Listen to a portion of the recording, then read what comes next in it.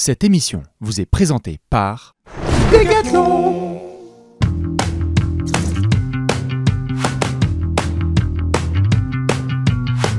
Top 10 all time. C'est lundi. Oui, monsieur. Il est midi, c'est lundi. C'est le meilleur jour de la semaine. Eh ouais. Bien sûr. Et c'est comme ça. Et on est le lundi. Et les top 10 sont bel et bien de retour. Et, comme Bastien vous l'avait expliqué la semaine dernière, top 10 actuel, top 10 all time. Top 10 actuel, ouais. top 10 all time. Donc cette semaine, c'est all time. Après avoir débattu pendant des heures, que dis-je, des jours, sur la présence de Jarrett Allen dans l'élite de la NBA, après avoir pour hésité savoir si Anthony Davis est un pivot. à ou savoir un si ailier fort. Anthony Davis était un pivot ou un ailier fort, tout à fait, après avoir Chet ou Wemby. Domantas Sabonis a encore été manqué de respect. Il y en a marre. Salut les Kings. Ah bon, il a manqué de respect à Sabonis? Paraît-il. Ça va, franchement. Moi, je trouve qu'il était bien à sa Ouais, place. moi aussi. Tranquille. Salut les gars. Vous savez très bien où il devait être.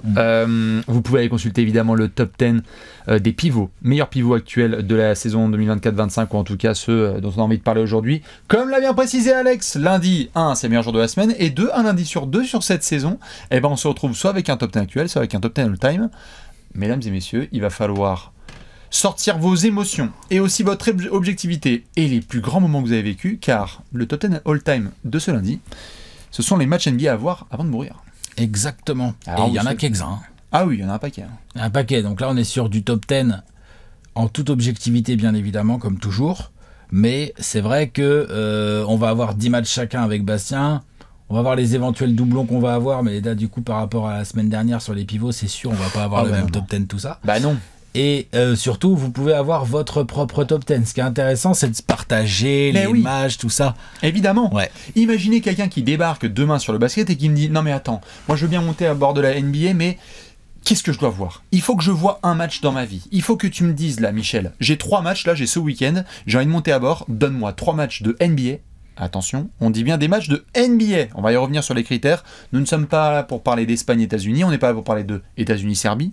On n'est pas là pour parler de matchs de Euroleague, de quoi que ce France, soit. Tout à fait. On est sur de la NBA. Saison régulière, playoff. Mhm. On en reparlera. Mhm. Ce qui est donc bien évidemment le bonheur du lundi, c'est de se retrouver sur des top 10. On vous attend, comme vous le savez, dans les commentaires, avec vos suggestions aussi de top 10. On va vous rappeler aussi, pour commencer, que tous les lundis sont avec nos potos de Decathlon. Et oui, ils sont avec nous. Alex, qu'est-ce qu'on porte? Qu'est-ce qu'on a aujourd'hui? Moi, j'ai un petit hoodie très soyeux, hein, très stylé, comme on dit. Gris, avec un petit NBA là, sur fond blanc un peu brillant. Toi, t'as les Lakers en marron. Les fameux Lakers en marron. Ouais. Bah oui, mais pourquoi pas? Et pourquoi pas? Le marron est beau. Est-ce que tu connais le violet des Celtics? Le marron est beau. Mais oui. Non, non. Non mais en Le marron est plus, beau. je me posais la question, y a-t-il une équipe NBA qui a une couleur marron vraiment importante? Je crois que c'est une couleur qui est pas trop prise. Non. J'ai pas de chocolat comme ça, tu vois, sur la NBA. Qui pourrait se rapprocher de ce Ouais. genre de couleur en NBA? Les Grizzlies? Moi j'aurais dit le nounours des Grizzlies, mais c'est pas... Les Grizzlies ont eu un peu de marron à une un peu de époque dans marron. leur verre comme ça. Ouais. Mais c'est clair que...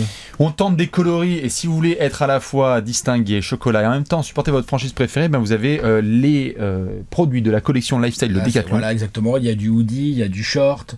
Il y a évidemment des chaussures sur certaines franchises, plutôt les Bulls, les Lakers, qui a des chaussures, le Heat a des chaussures, Ouais. les Celtics ont des chaussures, et j'en oublie une, les Warriors ont des chaussures. Mhm. Et il est possible, peut-être, si tout le monde est sage, qu'il y ait des petites éditions limitées qui tombent bien soyeuses, ma foi. On Oh ouais, tiendra tout au à courant, fait. bien sûr. Dans tous les cas, vous pouvez aller dans le premier commentaire épinglé, vous le savez, le lundi, c'est avec les poteaux de Decathlon, et en ces fêtes de fin d'année, vous pouvez vous faire plaisir. Maintenant que nous avons parlé de nos amis, bien évidemment, français, on va pouvoir se rappeler évidemment les critères, puisque on s'est posé la question avec Alex, on avait fait plein de top 10 all-time, on a fait plein, les gauchers, les droitiers, les dunkers, et ceux qui ont fait des courtes et des longues carrières, et là on s'est dit, tiens, on va faire les matchs NBA à voir avant de mourir. Évidemment, on vous souhaite de mourir le plus tard possible, comme dirait un certain Thierry Roland. Quels sont les critères qu'on a sélectionnés, Alex, pour faire ce top Classer 10? les matchs à voir, Ouais. absolument. À titre perso, je n'ai évidemment... Après ça, moi, ça me paraît évident, mais après, on peut toujours discuter. Mais évidemment que ce sont des matchs que j'ai vus. Pareil. En direct tous? Non. Non. Pas tous en direct. Il y en a. Non, je les ai pas tous vus en direct, mais je les ai tous vus. Pas mal en direct quand même. Il n'y en a pas beaucoup en fait que j'ai pas vu en direct. Je pense qu'il y en a que 2 que je n'ai pas vu en direct. Je pense qu'il y en a que 2. Bref. Je vous dirai lesquels. Donc il y a le côté sensation que, à titre perso, moi, j'ai ressenti devant le match. Ensuite, il y a, en termes de critères, parce que si on commence comme ça, c'est pas un top 10 que je fais. C'est un top 200.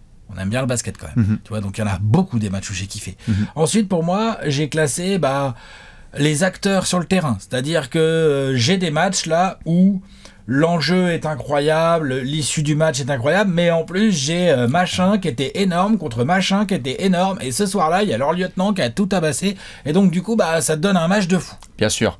On prend de la Par saison. exemple. Tout à fait. On prend des playoffs et de la saison régulière. Moi je t'avoue Alex qu'il y a une majorité de playoffs devant la saison régulière. Moi aussi. Mais ce n'est pas un top 10. Moi, très important à préciser, ce n'est pas un top 10 des plus beaux matchs de playoff, et c'est même pas un top 10 des matchs les plus beaux à voir. Oh non. Moi, je tiens à le dire tout de suite, peut-être qu'un jour on fera les plus beaux matchs à voir. Il faut regarder. Mais c'est les matchs qu'il faut voir. Ça veut dire, si vous prenez par exemple le fameux exemple de un alien qui débarque sur la planète, comme Victor Wembanyama, et qu'il devait regarder le basket. Moi, je lui dirais, voici les 10 matchs de NBA à regarder, pour tout un tas de raisons. Comme tu l'as dit, performance, contexte, légende absolue, légende sur le terrain, légende sur le banc. Légende sur le terrain, légende sur le banc. Émotion. Émotion. Ouais, émotion, mon gars. Enjeux parfois. Ouais. D'autres fois, des enjeux qu'on a un peu oubliés. Et en fait, ça fait du bien dans l'histoire de la NBA ou de certaines franchises ou de certains joueurs de se remémorer un peu ce qu'ils ont pu faire. On va dire, ah ouais, incroyable et tout. Donc ouais, des gros tirs, des grosses actions qui ont marqué. Mais moi, en fait, j'en ai quelques-uns. Mais en fait, j'ai été assez peu drivé par des grosses actions. J'ai vraiment essayé de me positionner sur les matchs dans leur entièreté. Je prends un exemple tout simple. Après, j'ai quand même des finishes assez dingues. Je me permets, peut-être que ça va être un spoiler. Le Raptors Sixers avec le shoot de Kawhi Game 7. Je l'ai pas, moi. Moi non plus. Shoot iconique, oui, mais moment extraordinaire. Mais le match... C'est un Game 7 de playoff, en demi de conf, mais on en a vu d'autres et tout. Je sais pas celui-là que je... Action à voir. C'est combien j'ai de Game 7 ? Tu sais que j'ai que un seul Game 7, moi. Et alors c'est marrant que tu dis ça, parce qu'on va pouvoir en parler. Il y a du Game 7, il y a du game de finale NBA ou de finale de conf ou de playoff ou quoi que ce soit. Moi, il y a aussi un critère qui était important. Je ne l'ai pas forcé, mais je tiens aussi à le dire probablement pour toi et pour moi et pour les gens qui ont envie de faire ce travail un petit peu, de faire 10 joueurs à voir avant de mourir, c'est que... 10 matchs, j'ai dit quoi ? 10 joueurs, t'as dit. Il y a aussi 10 joueurs. 10 joueurs, c'est 10 joueurs par match. Je le note. Il y a 55. Ça peut être un très bon top 10, ça aussi. C'est... quand on fait le travail de mémoire avec les matchs, évidemment il y a des gens qui viennent de monter à bord du wagon NBA, c'est d'essayer d'éviter de dire que l'histoire de la NBA c'est de 2015 à 2025. C'est-à-dire ici aussi de remonter un petit peu, quoi. Ah bah oui. Parce que si tu prends juste tes émotions récentes, t'es beaucoup plus marqué par ce qui s'est passé avant-hier que ce qui s'est passé il y a 5-10 ans. Parfois il y a des choses, on le fait souvent, historiques, où dès que ça commence à prendre 10-12 ans, les émotions, elles se Moi je remonte jusqu'à 36 ans en arrière. Comme ça. Moi aussi. Toi aussi ? Ah bon ? D'accord. Non, très bien. Non, moi je remonte jusqu'à 40 ans en arrière. 40 ans ? Ah oui, je vois ce que t'as fait toi. Non, j'ai pas mis ça. Oh là là là là. Non. D'accord. Non. Très bien. très bien. J'ai essayé de varier les équipes aussi. C'est-à-dire que, genre, j'ai pas 8 fois les Knicks. Désolé les potos. Ou 7 fois LeBron. Voilà. J'ai pas 8 fois les Suns non plus. Ah ? Non. Il y a du Suns, mais j'ai pas... Ah, il y a du Suns en top 10 ? Bah, bien sûr. Bah, t'es fou. Bah, évidemment, il y a quelques matchs des Suns. À 3, on rigole. 1, 2, 3. Il y a des matchs des Suns, il n'y a pas grand-chose qui égale. Non. Moi, je préviens, il y aura du Spurs. Hein. Oui, bah alors, moi, du Spurs, moi, ou pas Tartaille à la récré, attention. Voilà. Modérément. Voilà. Pas forcément. Non, mais c'est vrai que c'est bien pour... Pas forcément du beau côté de l'Ardresse. Non, mais c'est vrai que c'est bien de varier un petit peu aussi, parce qu'on est là pour donner nos... Ça montre aussi la variété de cette ligue. Oui. C'est-à-dire que tu as des équipes qui sont plus du tout au sommet de la hype aujourd'hui, qui ont eu des époques beaucoup plus fastes, dans lesquelles elles ont eu des matchs incroyables, devant des publics incroyables, ou des joueurs qui ont fait des perfs tellement folles qu'elles ont sublimé un match qui aurait pu être un match assez bateau. Ça, j'aime bien, moi. Le match assez bateau, puis en fait, fallait être là dans le troisième quart parce qu'il s'est passé un truc qui a tout changé et derrière, t'as un match de fou. Exactement. On est bon. On est pas mal sur les critères. Tout à fait. On va pouvoir donner les tablettes. Est-ce que t'es prêt? Ouais, vas-y. Une petite tablette avec un effaceur et évidemment un petit stylo. Et ça me permet de faire la transition en disant Alex, pendant que tu fais le backflip, lundi, Ouais. qu'est-ce qu'on mange? La tomate farcie. Parce qu'on a mangé des tomates farcies ensemble à midi. Avec son petit riz. Avec son petit riz. Hein. C'est bon, C'est franchement, très ça bien. marche très très bien. Tu sais qu'avec des œufs maillots en entrée, c'est pas mal. Ouais. Voilà, exactement, c'est ça, Léonce. Qu'est-ce qu'on mange, Léon? Qu'est-ce qu'on mange? Des petits sashimi et puis des petites vapeurs. Le petit japonais qui va bien, quoi. Ah, c'est pas mal. Ouais. Petite sauce aigre douce, j'aime bien. Kebab? Quelle sauce plutôt? C'est ça la question? C'est ça. On va essayer de varier les plaisirs. On sera sur sauce blanche pour varier un petit peu ce lundi. Nous sommes sur le top 10 des matchs NBA. Moi aussi, je vais bouffer toujours le même plat. Ouais. Non, vous pouvez. Un jour, je vous montrerai en détail ce que c'est un vrai sauté de veau à la Corse. Mais ça, pour le moment, on va se contenter de se prendre un kebab. Il fait froid en ce moment. On va partir sur le top 10 all-time des matchs NBA à voir avant de décéder. Le wording est peut-être pas. Voilà. Mais on n'avait pas d'autres idées de wording. En même temps, on allait mettre quoi? À voir absolument? Avant de mourir. Ouais. Non, si, c'est bien, ça franchement. va. Oui, ça arrive. On va tous y passer, hein. Ah, c'est vrai ou pas? Et on vous souhaite une bonne Merde, semaine sur la Trash semaine. Talk. Ah non, mais c'est vrai, quoi. Alors, on va tous y passer, hein. Point barre, donc faut se dépêcher, faut voir les matchs. Hein. Exactement. Voilà. Une petite mention honorable, quelque chose qui n'a pas craqué ton top 10, Alex qui J'ai une très grosse mention. Ouais, vas-y. Enfin, j'en ai plein de très grosses mentions, mais j'en ai une très très très grosse. J'en ai plein d'énormes. Ouais, voilà, c'est ça. Moi, j'ai pas dans mes 10, j'ai pas le Game 1 des finales de 2001. Dans mes 10. Non. Iverson. Non. Pourtant, ça se regarde très très bien. Tout à fait. Puisqu'il y a cette performance absolument incroyable d'Iverson, ça va jusqu'en prolongation. Il joue 52 minutes et 57 secondes sur 53 minutes possibles. C'est ça, hein, je crois, un truc comme ça. Ouais. Le temps de jeu, donc c'est assez fou. 48 points à 18 sur 41, donc on peut critiquer les croqueurs d'aujourd'hui, mais Iverson, c'était correct aussi. Mais c'est 48 points, c'est 5 rebonds, 6 passes, 5 interceptions. C'est un des plus immenses matchs et des plus iconiques matchs d'Allen Iverson en carrière. Il y a l'enjambage de Tyronn Lue et tout, ça gagne face à ces Lakers de 2001 qui donc n'avaient pas encore perdu un seul match dans leur campagne de playoff. D'ailleurs, c'est le seul match qu'ils perdront dans leur campagne de playoff. Ça gagne. Bon, Kobe se foire vraiment bien fort sur ce match. En revanche, le Shaq, il est à 44 points, 20 rebonds. Hein, donc le Shaq. Sur Mutombo un peu vieux, mais qui est quand même un bon gros double-double. C'est un gros match, un bon gros match du début des années 2000. À la Iverson et tout. C'est une grosse mention. C'est prime Iverson. C'est un peu ma grosse mention. J'ai deux très grosses mentions, mais celle-là, c'est vraiment ma grosse mention auquel j'ai pensé, mais que j'ai pas mis dans mes 10. N'est pas rentré dans mes 10. C'est un match qui a ému beaucoup de gens. Je pense ces dernières années, c'était le Cavs Warriors. Calmez-vous. Cavs Warriors de Noël, le Christmas Game Cavs Warriors qui était extraordinaire avec le game winner de Kyrie Irving 2017 2016 parce qu'en fait c'est la saison 2016-2017 mais quelques mois auparavant les Cavs sont revenus d'un 3-1 lead, tu as Kevin Durant qui vient de rejoindre les Warriors et donc tu as gros KD, petit Steph, gros Clay face à gros Kevin Love, gros Kyrie, gros LeBron. On est à Cleveland, il y a eu du trash talking dans tous les sens, il y a eu Halloween juste avant où il disait lol blow a 3-1 lead. Et ça finit dans un match de Noël extraordinaire. Je pense qu'il y a des gens qui vont les mettre dans leur 10 parce que c'est un niveau d'émotion. C'est peut-être en tout cas en termes de compétitivité, c'est le plus beau de tous les matchs de Noël qui ont eu lieu. Donc j'avoue que ça c'est un truc assez extraordinaire à revivre. C'est une mention honorable. Un match de Noël, t'as Bernard King qui tabasse Brooklyn aussi. C'est une grosse performance. Là c'est un match à un niveau. Le match est cool, hein. Ouais, mais c'est un match à un niveau là. Je l'avais dans mes mentions loin, mais je l'ai. C'est un remake des finales NBA précédentes, Cavs Warriors, et alors que ça pourrait être une daube, c'est extraordinaire. À voir si vous pouvez. Tu veux une autre mention vite fait ou pas? Ouais, vas-y, on fait un ping-pong et après on y va. Le Flu Game. Très bien. N'est pas dans mes 10. Ok. Finale de 97. Jordan a mangé une pizza empoisonnée par les méchants gens de Salt Lake City. Et ça l'empêche pas de mettre 37 ou 38 points. 38 points. 38 points. Clutch de ouf. A l'air très fatigué effectivement avec Pippen qui le porte et tout machin, la serviette sur la tête quand il est sur le banc et tout machin. C'est quand même, on est en finale NBA, c'est un monument de l'histoire du basket quand même ce match. Ah, je ne fais que applaudir puisque en effet je citerai Phil Jackson qui dit que c'est la plus grande perf de l'histoire qu'il a vue de Michael Jordan. Donc la plus grosse perf de Michael Jordan si vous voulez. C'est bien, c'est correct. Ça peut intégrer un 10. Mais voilà, je le rentre pas dans mes 10. Ok, très bien.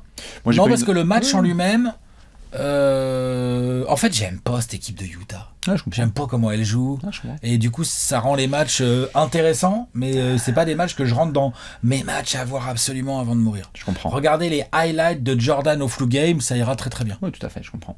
Je n'ai pas mis le match de Magic Johnson, rookie, qui nous claque un 42-15-7. Je sais Non, pas je si l'ai tu pas l'as mis non plus. Voilà. Mais, Non, parce que la perf est incroyable. Et le match est dispo, hein, si vous voulez. Hein. Ouais. On va essayer de le répéter un peu, les matchs dispo sur YouTube. Il y en a etc. pas mal, des Il y en a dispo. pas mal. Le Magic Johnson game, il est disponible sur YouTube. Vous pouvez aller le voir. C'est à bouffer, c'est vraiment c'est du gibier, quoi. Enfin, c'est bien lourd, genre c'est compliqué lourd, comme il y a type de vraiment jeu. un spacing catastrophique par rapport quand on voit le basket d'aujourd'hui et qu'on Ah, regarde visuel. le basket de donc on est en 1980. Non, c'est compliqué. C'est clair que visuellement en termes de spacing, tu dis mais c'est pas possible, il n'y avait pas de ligne à 3 points. Qu'est-ce qui... Mais si vous voyez un rookie finir une série de finale NBA en étant en La perf 42-15-7 est en déplacement. La perf est incroyable. Et puis on a la qualité pas en HD mais en très bonne Non, qualité mais sur YouTube la aujourd'hui. perf, La perf est énorme. la perf. On C'est démarre. pas mal ça. Ouais, on y va. Allez. Et on va mettre un numéro 10 Ah oui. dans ce top 10 all-time des matchs NBA à voir avant de mourir. N'hésitez pas vous Léon, aussi. il va bien s'amuser à pour nous participer. mettre tout ça dans le tableau. T'inquiète, j'ai prévu de taffer ça avec lui gentiment, ça va être formidable. On va surtout mettre les équipes et l'année. Hein Ouais. Voilà, comme ça on va pas se prendre la tête. Et puis après on pourra préciser évidemment ce que ça donne en termes de registre. Alex, qu'est-ce qu'on a en numéro 10 ? Knicks Celtics de 2010, on a une première mention de saison régulière Mais voilà, pour j'ai mis le Alex. petit SR à côté pour préciser. Et moi je précise que c'est le Game 3 entre les Spurs et le Donc c'est les Knicks finales, toi. des finales de Le 2014. Beautiful Game. Boris Dio, les passes dans le dos, tout ça. J'en parle Impeccable. Tout le monde touche la balle 8 fois. rapidos. Ça Vas-y. peut pas monter plus haut parce que c'est une branlée. Vous pouvez prendre le Game 3, vous pouvez prendre le Game 4, vous pouvez prendre ce que vous voulez. Ces finales-là, en fait, le seul qui gagne le 8, c'est une branlée aussi, je crois. Ce sont pas des finales qui sont très serrées. Si on prend juste un match, je faisais le top 10 et je me disais, tiens, est-ce qu'on a déjà vu une équipe jouer un match quasi parfait ? Le match collectif le plus précieux, c'est le Beautiful Game des Spurs. Alors, il y en a plein des matchs. Vous pouvez prendre le Spurs Thunder quelques semaines auparavant. Vous pouvez prendre le Spurs Heat qui finit la série avec le dunk de Manu et Patty Mills qui prend feu, etc. Mais la première mi-temps du Game 3 et la façon dont ces Spurs ont joué ces matchs, c'est simple. Je vous challenge de trouver un moment où une équipe de basket a mieux joué collectivement.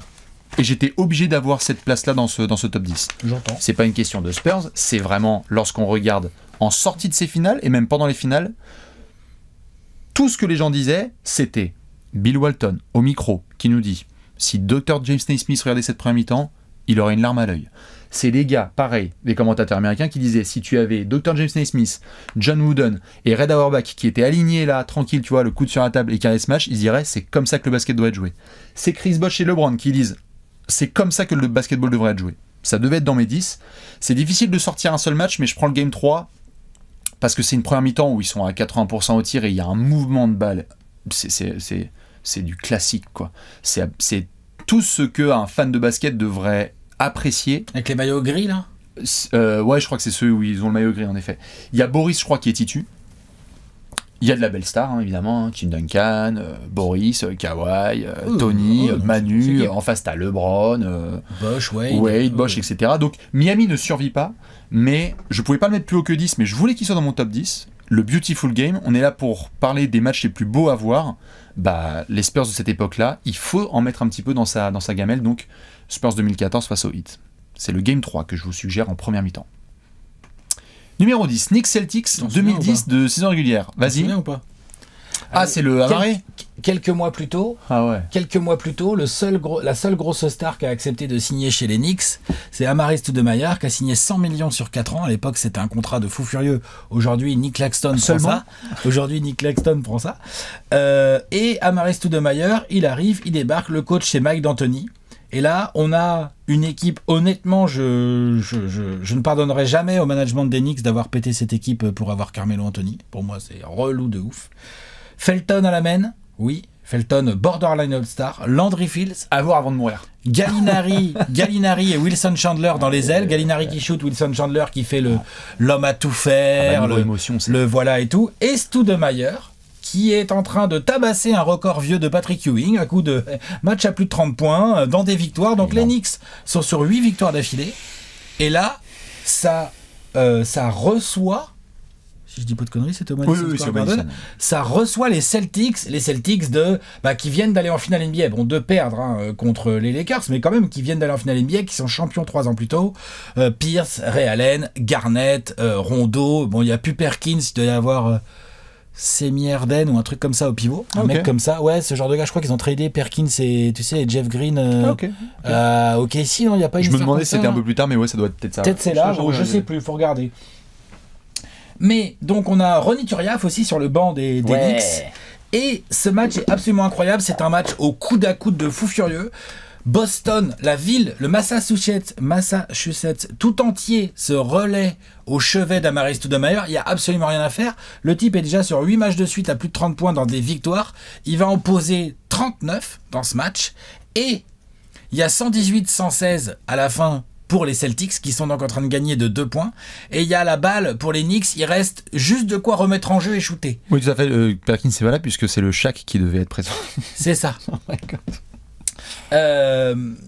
Oui, c'est ça, mais ils ont tradé là, je crois. Ouais, voilà. Bref, et donc il reste, je sais plus combien il y a sur le chrono, mais il y a très très peu sur le chrono. Il y a juste le temps de remettre en jeu et de shooter. Amaris Stoudemire est dans un feu, mais il prend Garnett, il le met dans sa poche, il lui shoot à mi-distance sur la tronche. Dès que Garnett se lève un peu sur les feintes, l'autre il pose 2-3 dribbles, le gros chat à Amaris Stoudemire. Ouais. Il va écrabouiller les dunks et tout. C'est extraordinaire de voir Stoudemire dans ce niveau de jeu. Et là il y a système, il y a un écran de Wilson Chandler, il me semble. Tout le monde pense que ça va chercher Gallinari, qui est un shooter absolument extraordinaire, qui s'éclate dans les systèmes de Mike D'Antoni. C'est Stoudemire en catch and shoot, 1 mètre derrière la ligne à 3 points. Il lance l'ogive, ficelle de malade, le Madison Square Garden qui explose de ouf, sauf que l'ogive, elle est lancée un tout petit poil trop tard. Et donc, c'est les Celtics qui gagnent. C'est incroyable comme match. Pour un match de régulière, il y a une intensité de fou furieux parce que on connaît le Garden quand ça commence à chauffer. 8 matchs de suite avec un mec à plus de 30 points. Et ça scandait des MVP dans tous les coins. Stoudemire, il avait tous les calls. Hein. Tu l'effleures, il a lancé. Ouais. Tu vois, c'était un truc de malade. Non, grand match de régulière. Il faut le voir. Vraiment, il faut le voir parce qu'il faut comprendre vous pouvez vous taper les 8 d'avant aussi. Ce qu'étaient ces Knicks de Mike D'Antoni, Raymond Felton, le pick and roll Raymond Felton Stoudemire, franchement c'était Raymond Felton sera-t-il All-Star? Avec Mike D'Antoni là qui te fait un tableau, on l'avait vu la vidéo avec Léonce là où il dit voilà, j'ai Raymond Felton avec balle en main, j'ai Stoudemire qui fait un écran qui roule, et là j'ai le meilleur shooter à 3 points de la NBA, il parle de Gallinari, et là j'ai Landry Fields, un rookie incroyable, gna, et j'ai Wilson Chandler qui est capable de les mettre, enfin il t'explique ça au calme, l'autre il enchaîne les wins. C'était beau. Bon, après les Knicks étant ce qu'ils étaient, parce que c'est plus comme ça maintenant les Knicks, mais étant ce qu'ils étaient encore à l'époque, voilà, on sait ce qui s'est passé de la suite. Je comprends. Voilà. C'est mon numéro 10. Eh bien, très bien. Franchement, j'adore ce match. Eh bien, on va pouvoir passer en numéro 9, justement. Il faut le voir. Il faut voir absolument, et donc il y a déjà un match de playoff et un match de saison régulière qui ont été mentionnés. Est-ce qu'on va inverser sur ce spot numéro 9? Alors, on va voir. Qu'est-ce que j'ai? Ah oui.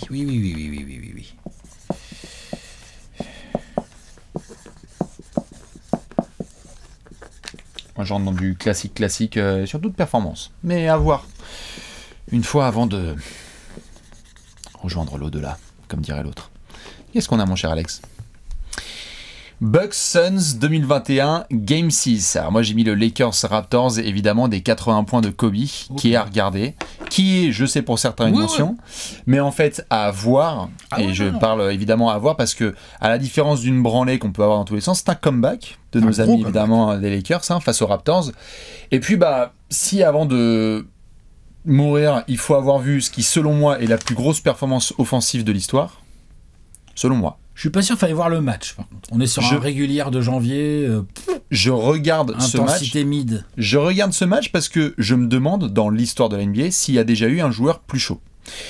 Et en fait, non mais la perf, elle est ouf. Et en fait, en soi, sur le match entre deux équipes, plus on va monter dans le top 10, plus évidemment ça va se resserrer. Mais je me disais, j'arrivais pas à le sortir, donc il a fini 9ème, parce qu'en fait, le Raptors-Lakers en soi, c'est un comeback des Lakers, mais bon, c'est pas un match serré. Mais on est en plein mois de janvier, c'est un match de régulière, tout à fait. Mais je peux pas enlever que en son sein, si quelqu'un me dit il faut que tu regardes quoi comme match, je lui dirais certainement de se farcir l'intégralité, parce que on a plein d'images d'archives de Wilt qui se balade dans la rue, de Wilt qui fume une clope, de Wilt qui fait ceci cela, mais on n'a aucune image des 100 points, on n'a aucune vidéo, aucune photo. Que ce match a existé ? C'est un mystère absolu. Est-ce que c'est une mention ? Est-ce que c'est une mention ou quoi que ce soit ? J'en sais rien. Ce qui est sûr, c'est qu'il y a un running gag que j'adore sur les réseaux sociaux de ah ouais, non mais on a des images couleurs de Paris en 1900, mais on n'a aucune photo de Wilt et de son match à 100 points. Il faut reconnaître. Je pense que c'est la plus grosse performance offensive de l'histoire de la NBA. Je pense qu'il faut la voir. C'est au sein d'un match, oui. Donc il faut regarder ce Raptors Lakers.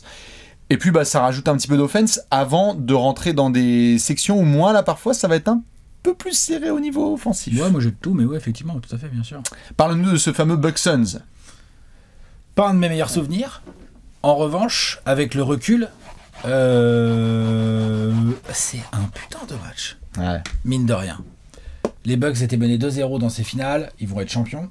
Et c'est un putain de match dans le sens où il y a une grosse intensité. On a Booker, Chris Paul qui essayent de résister. Bon, Booker va vraiment très mal shooter dans ce match, mais avec Chris Paul, ils essayent de résister à ces Bucks qui ont complètement repris le dessus dans ce match.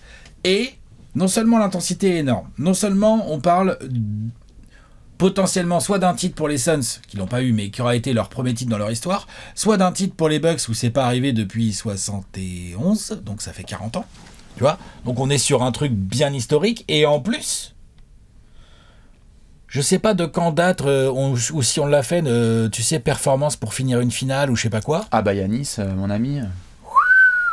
50 points, 14 rebonds, et 5 contres pour terminer une finale à la maison. Des séries de finale à la maison, un contre sur Ayton, là, tu sais, là où il part de la ligne de lancer franc, on croit qu'il est battu, et en fait, il est. Ça, c'est c'est le match d'avant, ça. C'est le match d'avant, bien sûr. Dans celui-là, je crois que c'est le alley-oop de fou furieux dans le match 6. Alors là, tu parles du close-out game pour la bague. Oui. Je sais pas s'il y a alley-oop, parce que le alley-oop, tu parles de Jrue Holiday pour Yanis. Non, l'autre. Il y en a un autre. Ah, ok. Middleton, je crois. Bref, moins impressionnant que celui de Jrue, mais voilà, c'est sérieux. Bref, Yanis tabasse l'adversaire face à des Suns qui essayent de résister. On a un quasi triple-double de Jrue Holiday et on a un niveau de jeu et d'intensité de la part des Bucks où les Suns résistent finalement un peu mieux que les matchs d'avant, qui fait qu'en fait, on a un énorme match de finale NBA. C'est vrai que c'est un Bucks Suns, hein, c'est pas un Warriors, machin et tout, donc un peu moins médiatisé ou un Lakers et tout. Mais en fait, je pense que vu l'empreinte qu'un mec comme Yanis va laisser dans la NBA, tu vois, il a déjà été MVP, MVP des finales, machin et tout. Sûr. Il a terminé des finales NBA avec un match à 50 points, 14 rebonds, 5 contre, pardon. Je pense que s'il y en a bien à voir, c'est celui-là. Ah, bien sûr. Donc je l'ai mis 9e. Tranquille, au calme. Bucks Suns, Game 6. C'est une belle célébration, quoi. C'est une belle grosse stuff. On a vécu ça. On a commenté ça avec Simon. Possible. Je m'en rappelle plus. Non, je crois pas qu'on l'ait commenté. Ouh. Ça me dit rien. Ou si on l'a commenté. Non, chez moi, j'avais fait la gueule. Je pense que Alex avait moi, fait. J'avais déjà rage quit. Je crois que j'ai commenté avec Simon. J'ai dit Simon, j'ai dit vas-y, c'est bon pour moi. Moi, je vais rester à la maison. Je vais mettre en PLS sur le canapé. Je crois que j'ai commenté ça avec Simon et on a dit c'est le couronnement de Yanis et on a commenté les 50 points. On a dû. Ah, t'étais pas là. Non, je pense pas. Non, je pense pas. J'étais devant. Hein, tu m'étonnes. Voilà. Le prochain, par contre, on était ensemble dans la même pièce. Ouh. Mais je crois pas qu'on le commentait. Ouh. Enfin, moi je pense que je connais déjà la tête que tu vas faire quand je vais te montrer mon ardoise. Mais pour moi, c'est à voir. Parce que c'est le plus particulier, peut-être, de tous dans mon top 10. Qu'est-ce que tu nous as mis, Alex, en 8 ? Spurs Heat, Game 6, 2013. Ouais. À voir obligatoirement. T'as mis quoi ? Ah, Malice at the Palace. Non, je l'ai pas dans mes listes. Alors, j'ai Spurs Heat Game 6. J'y ai pensé, mais je l'ai pas mis. On va en parler un peu plus tard. Alors, vas-y, parle-nous un petit peu de ce Spurs Heat parce que je l'ai un peu plus loin. J'imagine que tu l'as plus loin parce que toi, c'est quand même un bon souvenir. C'est la première fois qu'on regardait un match ensemble. Histoire vraie. En direct, c'est vrai en plus. La salle était très Spurs. Il y avait quand même des gens qui aimaient bien les LeBron. Chez moi, si il y avait de tout. Ouais. Et donc voilà, c'est un match au-delà du côté trash talk et aux prémices et tout, qui donc ça représente un truc assez cool pour nous. Moi je l'ai revu. Il est incroyable. C'est un énorme match de basket. Putain de match. J'ai le seum, mais c'est un truc de ouf. Oh là là, le bandeau, LeBron il perd son bandeau, il fait ah oui vous êtes comme ça, vous voulez mettre ma calvitie, vous voulez m'afficher avec la calvitie. Moi en fait je vais vous faire un quatrième quart. Honnêtement le quatrième quart de LeBron James dans ce Game 6, c'est une de ses plus grosses dingueries en carrière. Une de ses plus grosses dingueries en carrière. C'est n'importe quoi. Avec Kawhi sur le cul, Duncan dans la raquette, il n'en a rien à faire. C'est très impressionnant.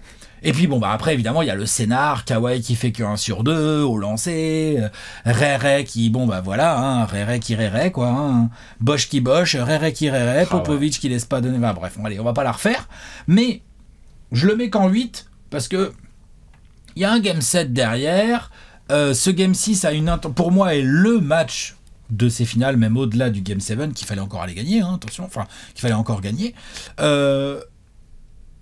intensité de match, rivalité entre des équipes qui se retrouveront en finale l'année d'après, un des tout grands matchs de LeBron James en carrière, donc quand même un des meilleurs joueurs de tous les temps qui te fait un de ses tout grands matchs en playoff, en carrière, en finale, enfin tu vois, c'est... Voilà quoi, j'ai pris... Alors, il y en avait plein, hein. Il y en avait plein. Il y en a un autre que j'ai pas mis, j'ai hésité, du coup j'ai mis celui-là, enfin... Après... Tu vois, genre, LeBron James, c'est un peu comme Michael Jordan, c'est un peu comme ces gars-là. Pardon, mais tu peux faire un top 10 des matchs à voir de LeBron James. Tu peux faire un top 10 des matchs à voir de, je sais pas, de Shaquille O'Neal ou de Michael Jordan. Enfin, c'est des gars... Voilà, donc on peut pas les mettre partout dans le classement. Donc là, j'ai pris un match où il y a vraiment deux collectifs qui s'affrontent.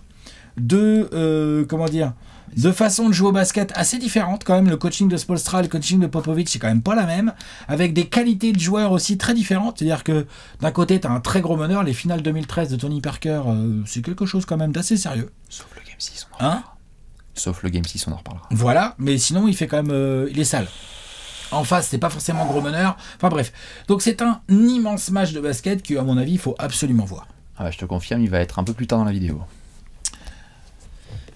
Malice at the Palace. Alors, Alex a dit en rigolant, en effet, moi je vais parler d'un match de basket d'abord.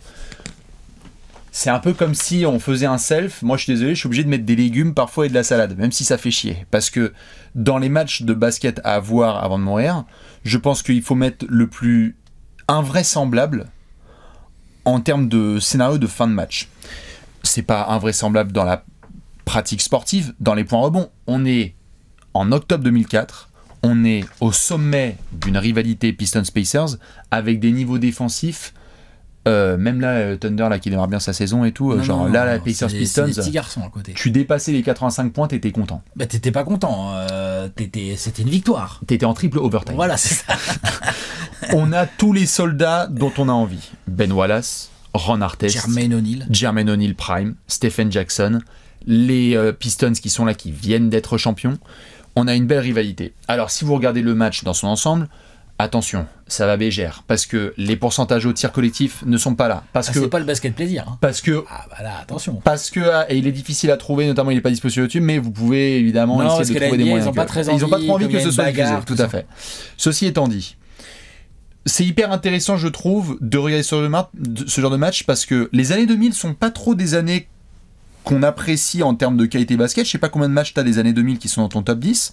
Souvent, on fait la gloire des années 2010, des années 80, des années 90, mais c'est très compliqué. Et en fait, je trouve ça... J'ai ma grosse mention de 2001. Voilà, mais sinon, t'en as zéro. J'avais besoin de mettre un match des années 2000, et donc je savais pas quoi prendre, parce qu'en fait, c'est un... T'as déjà le Kobe, celui d'avant, toi, c'est 2000. Oui, tout à fait. 2006. Et c'est plus une perf individuelle, oui, tu vois. tout à fait. C'est pour ça qu'on est tous en haut du classement. Je mets Malice at the Palace parce que il faut comprendre que c'est comme si vous aviez regardé 2000 matchs, vous aviez regardé 2000 films dans votre vie, et que là vous aviez le film le plus what the fuck de l'histoire. Il faut comprendre que si vous regardez ce match en entier, vous allez passer les 3 dernières minutes du match qui vont en fait durer 3 quarts d'heure, où vous avez des images que vous ne reverrez jamais ailleurs dans votre vie. On parle de chaises qui sont balancées par des fans sur des joueurs. Les joueurs montent dans le public. On parle de joueurs qui montent dans le public pour taper. Tout ça commenté, s'il vous plaît, par Mike Breen. Oui. Mike Breen au commentaire qui Stephen commente. Jackson. Ron Artest running up the stands. C'est extraordinaire. C'est n'importe quoi. Et donc, dans une époque où ça défendait très très dur, dans cette conférence Est, avec les Pistons, avec les Pacers, moi je peux pas dire que le basket ce sont que des très très beaux matchs. Faut aussi regarder parfois du sale, mais qui va aussi mener à quoi, la plus grosse baston de l'histoire de la NBA ? Oh bah en match, oui, forcément. On est d'accord ? Et même j'ai envie de poser la question. Je réfléchis, mais oui. Et même avec autant de joueurs impliqués, ouais. On est d'accord. J'ai envie de poser la question. Honnêtement, je m'y connais pas assez en foot en quoi que ce soit. Il y a quoi en... il y a Barcelone Atlético avec Maradona qui met des high kicks. à des mecs Qui met par des terre. qu'il y a des mecs par terre. Tout à fait. Non, mais Quand même, il y a des mots. Attention, il y a des trucs. Je suis pas en train de dire Attention. que je suis pas en Il train de dire arrive que lancé c'est le en plus courant. gros. Tu la vois l'image? Oui, mais je suis pas en train Avec de... comment il s'appelait là son. Bref, on s'en fout avec les mecs de l'Atlético, c'était des fous furieux. Enfin bref. Tout à fait. Je suis pas en train de dire que... Mais tu vois que les mentions que tu as là, c'est Maradona, etc. Puis c'est l'Atlético Bilbao de l'époque. Tout à fait. C'était des grands malades. Dans en l'ère défense. moderne, est-ce qu'on voit des matchs de sport collectif qui se finissent dans un pugilat total, dans une guerre de tranchées comme ça, avec des gars qui se peignent la gueule? Ah ouais, hein, ça te tape là.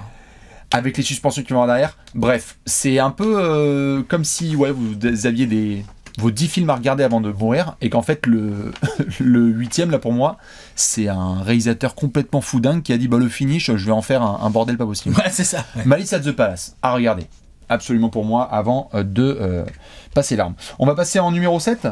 Ouais. Numéro 7.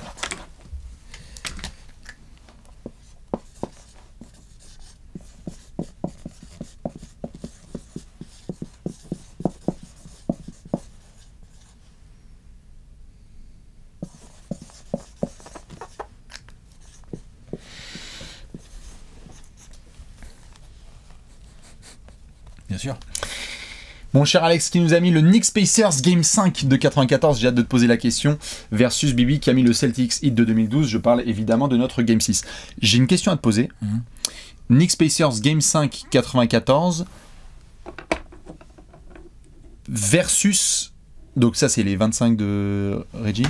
Comme ça. avec Absolument, les 25. j'étais tétanisé à l'idée de ne pas le mettre dans mon 10, mais donc voilà. Ah, moi je peux pas ne pas le mettre par contre. c'est Et en même impossible. temps, c'est marrant parce que, on va en parler, là, il y a beaucoup de gens qui se demandent si c'est celui-là ou si c'est le Game 1 de l'année suivante où il y a les 8 points en 9 secondes et où c'est un match, notamment en termes de qualité basket, qui est un peu supérieur. Les 8 points en 9 secondes, je pense que la qualité du basket est effectivement supérieure. Je suis d'accord pour le dire.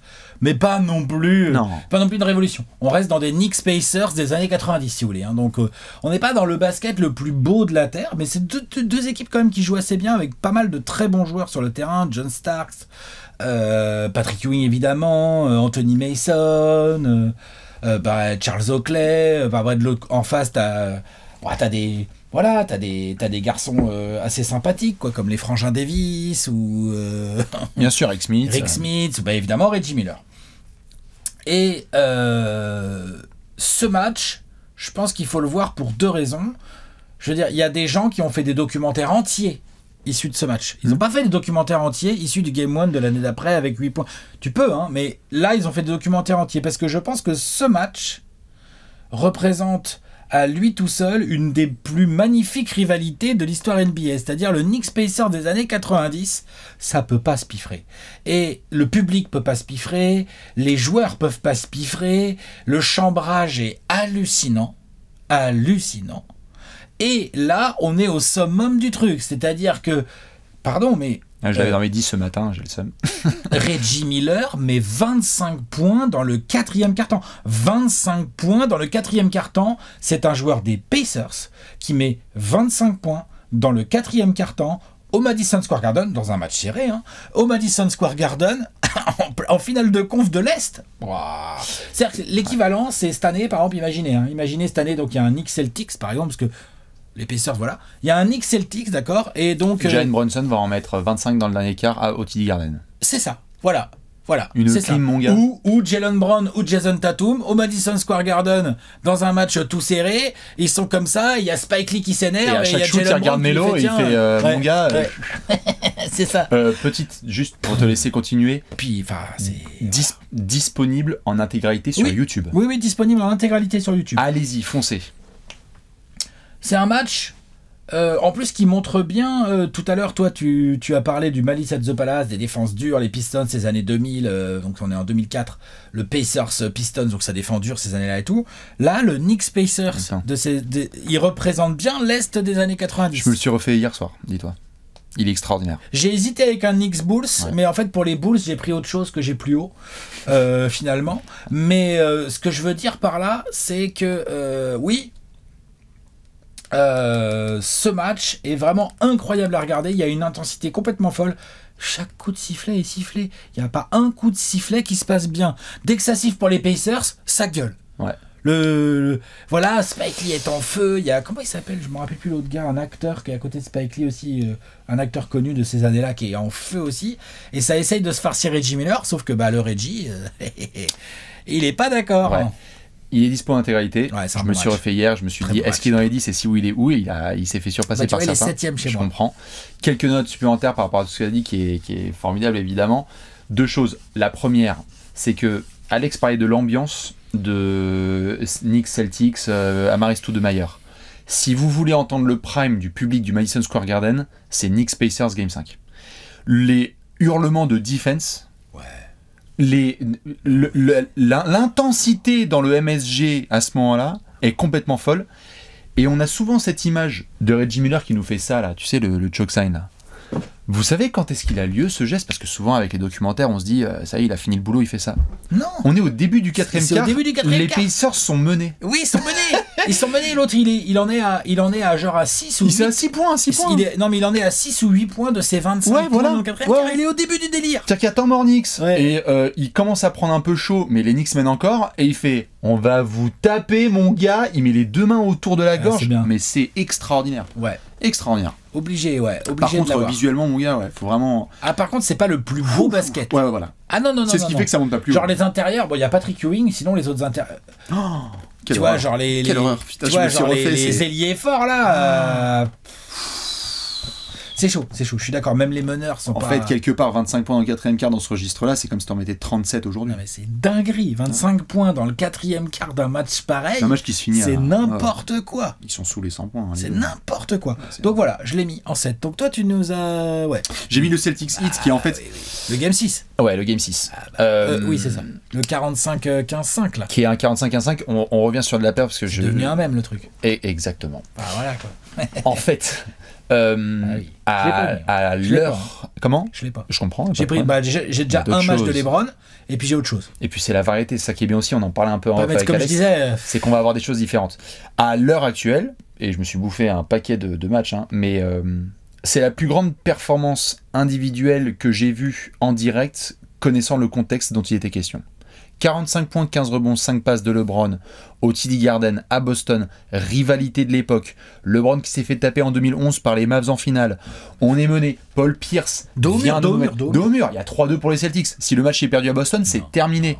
C'est pour moi, on a tout le temps the shot, the block. Pour moi, c'est the clim. C'est une clim, ce match.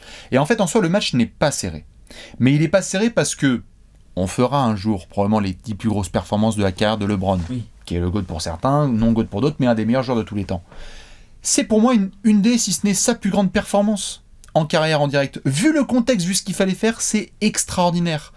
Ce qu'il est capable de faire à ce moment-là, je peux comprendre les sourires, mais en vrai, allez vous revoir Ah non, mais. ce match, le niveau technique, le niveau de lecture de LeBron, la réussite, la pertinence, tous les choix qui sont pris. Là, tu me disais, les mecs du Massachusetts, ils mettent tout le monde sur Amari Stoudemire. Voilà, laisse tomber. Hein. Les mecs de Boston qu'ils ont foutu sur LeBron, ça servait à rien. Rien. Rien du tout. Le niveau de ce hit-là, qui suivent donc évidemment LeBron, ça va devenir un mème. Vous voyez le regard de LeBron? Bandeau noir, maillot rouge, le dentier, où il est comme ça. Ça vient de ce match-là. Il faut le voir. C'est Apex LeBron pour moi. On continuera à De toute façon, débattre. LeBron Miami, c'est. LeBron c'était quelque Miami, chose, hein. voilà, il faut choisir après lequel, c'est chaud, tu viens Voilà, de parler de moi- LeBron sans le bandeau Voilà, et tout, tu vois, voilà, c'est tendu. voilà. Mais je ne peux pas ne pas mettre en fait ce match parce que, oui, l'écart n'est pas énorme, et plus on va monter, moi, plus il va y avoir des matchs bien serrés avec transpiration pendant quelques demi-heures, mais waouh, quelle performance collective dos au mur, dans une salle, ça détestait le hit. Et c'est une climatisation. J'ai pas de meilleure climatisation. Peut-être j'en ai une de meilleure climatisation dans ce classement. si, moi j'en ai. Moi j'ai J'en ai deux, trois. une immense clim. J'ai Ouais. 2 immenses clims. Ouais, j'en ai deux, trois aussi. J'étais obligé de faire une mention de Monsieur LeBron en place numéro 7. Et du Miami Heat, évidemment. Qui va d'ailleurs permettre, pour moi c'est aussi la bascule, hein, ce match. Pour comprendre l'histoire de l'NBA, c'est aussi, une fois qu'il y a ce match, le Heat remporte 2 titres consécutifs. Et LeBron devient un joueur qui n'est plus tout dans le regard de Skip Bayless, comme dirait l'autre. Place numéro 6. Ah oui. Ouais, là, je sens que ça va pas faire plaisir à certains. Bon, après, à chaque match, ça fait pas plaisir à certains. Oui.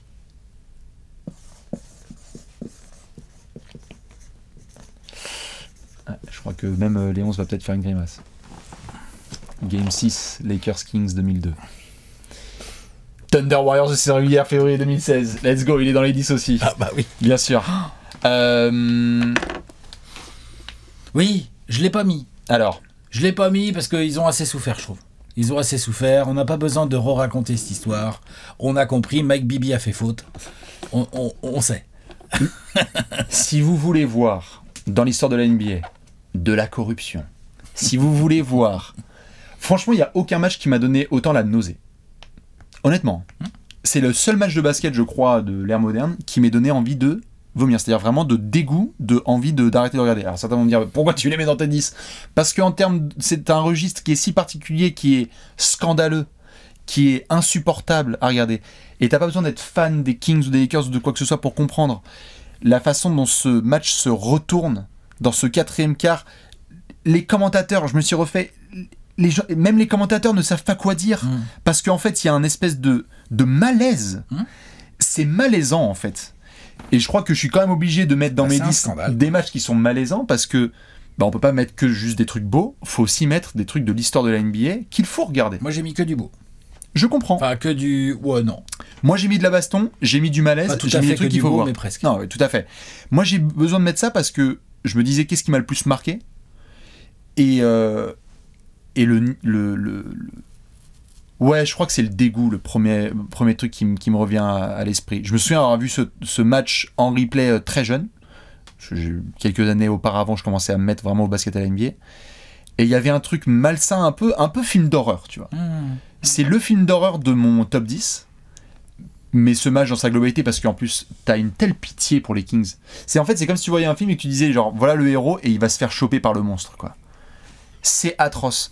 Les fautes, les passages en force provoqués par Robert Horry sur Chris Webber, les coudes dans le nez, mais même Scott Pollard, les lancers donnés, Scott Pollard, les fautes qu'il prend. Pollard, les fautes qu'il prend, c'est... Si Webb en foul-out, qui pointe l'arbitre, ouais. Tout ce que tu regardes, tu sens qu'en fait t'es dans une espèce de capsule spatio-temporelle, et c'est un des matchs qui m'a le plus marqué, en mal, mais j'étais obligé de le mettre en 6. Ok. Tu nous as mis le Thunder Warriors. Oui. Ah oui. Match de saison régulière. Donc t'as dit que tu l'avais plus haut, donc je vais pas non plus faire trop long. Mais en gros, à l'époque, et ils vont se retrouver d'ailleurs en play-off cette année-là pour une série qui va se finir en 7, qui est absolument monstrueuse, parce qu'avant de se faire blow un 3-1 lead, les Warriors ont eux-mêmes remonté un 3-1 lead en finale de conf quand même, la même année. Bon, bref, donc ils vont se retrouver. Westbrook et KD d'un côté. Je veux dire, Westbrook, il envoie un petit 26 points, 13 passes, 7 rebonds, au calme. Kevin Durant envoie un petit 37 points, 12 rebonds, 5 passes. Enfin, Kevin Durant d'OKC, attention. Les deux, là, c'était des fous malades. Serge Ibaka, 15 points, 20 rebonds. Petit match, tranquillou bilou. Match tout serré, ambiance Chesapeake Arena. Ambiance de fou furieux. Fou malade. Et au milieu de cette ambiance de fou malade, il y a déjà Klay Thompson qui lui se sent bien. Là. Il est là, les tirs y rentrent et tout. Et il y a son poteau Steph Curry qui est en train de taper le record all-time de panier à 3 points.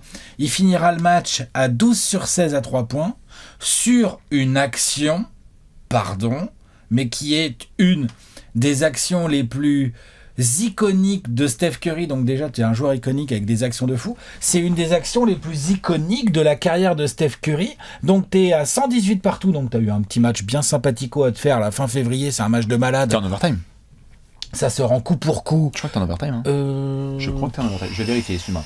Peut-être vu le score, mais c'est même pas sûr des lancers avec ces deux équipes, peut-être que c'est un overtime, je me rappelle même plus, tu vois.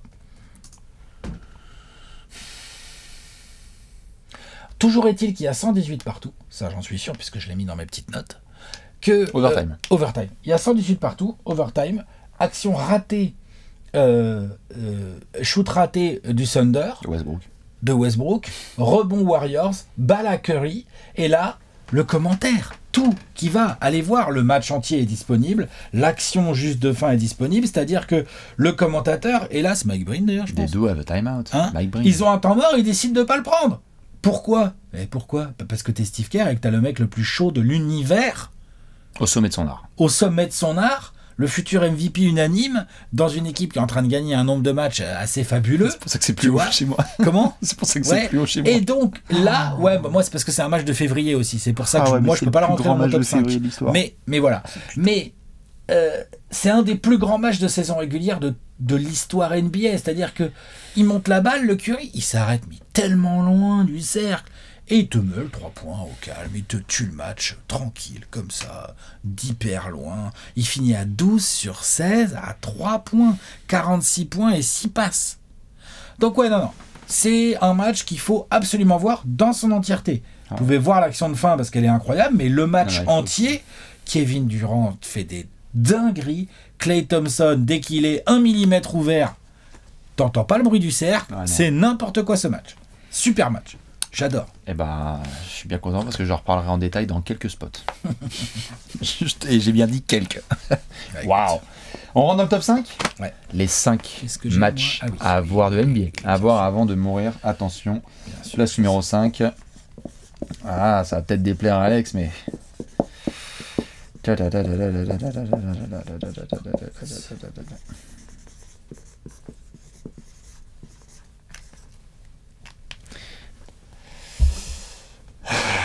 Alex qui met le Magic Rockets. Ça Bah parce qu'on va y revenir en détail. Magic Rockets, Alex pour Game 1 de 1995. Ouais, grave. Et j'ai mis le Bulls Jazz Game 6 de 1998. Donc ça, c'est le match de Bastien, c'est le closer. Oui, j'en parle rapidos. Je sais pas s'il est dans ton top 10. Non. Et en fait, si je dis ça allait te déplaire, c'est parce que là, on a parlé de beauté de match. C'est un gros match. C'est un très gros match. C'est un très très gros match.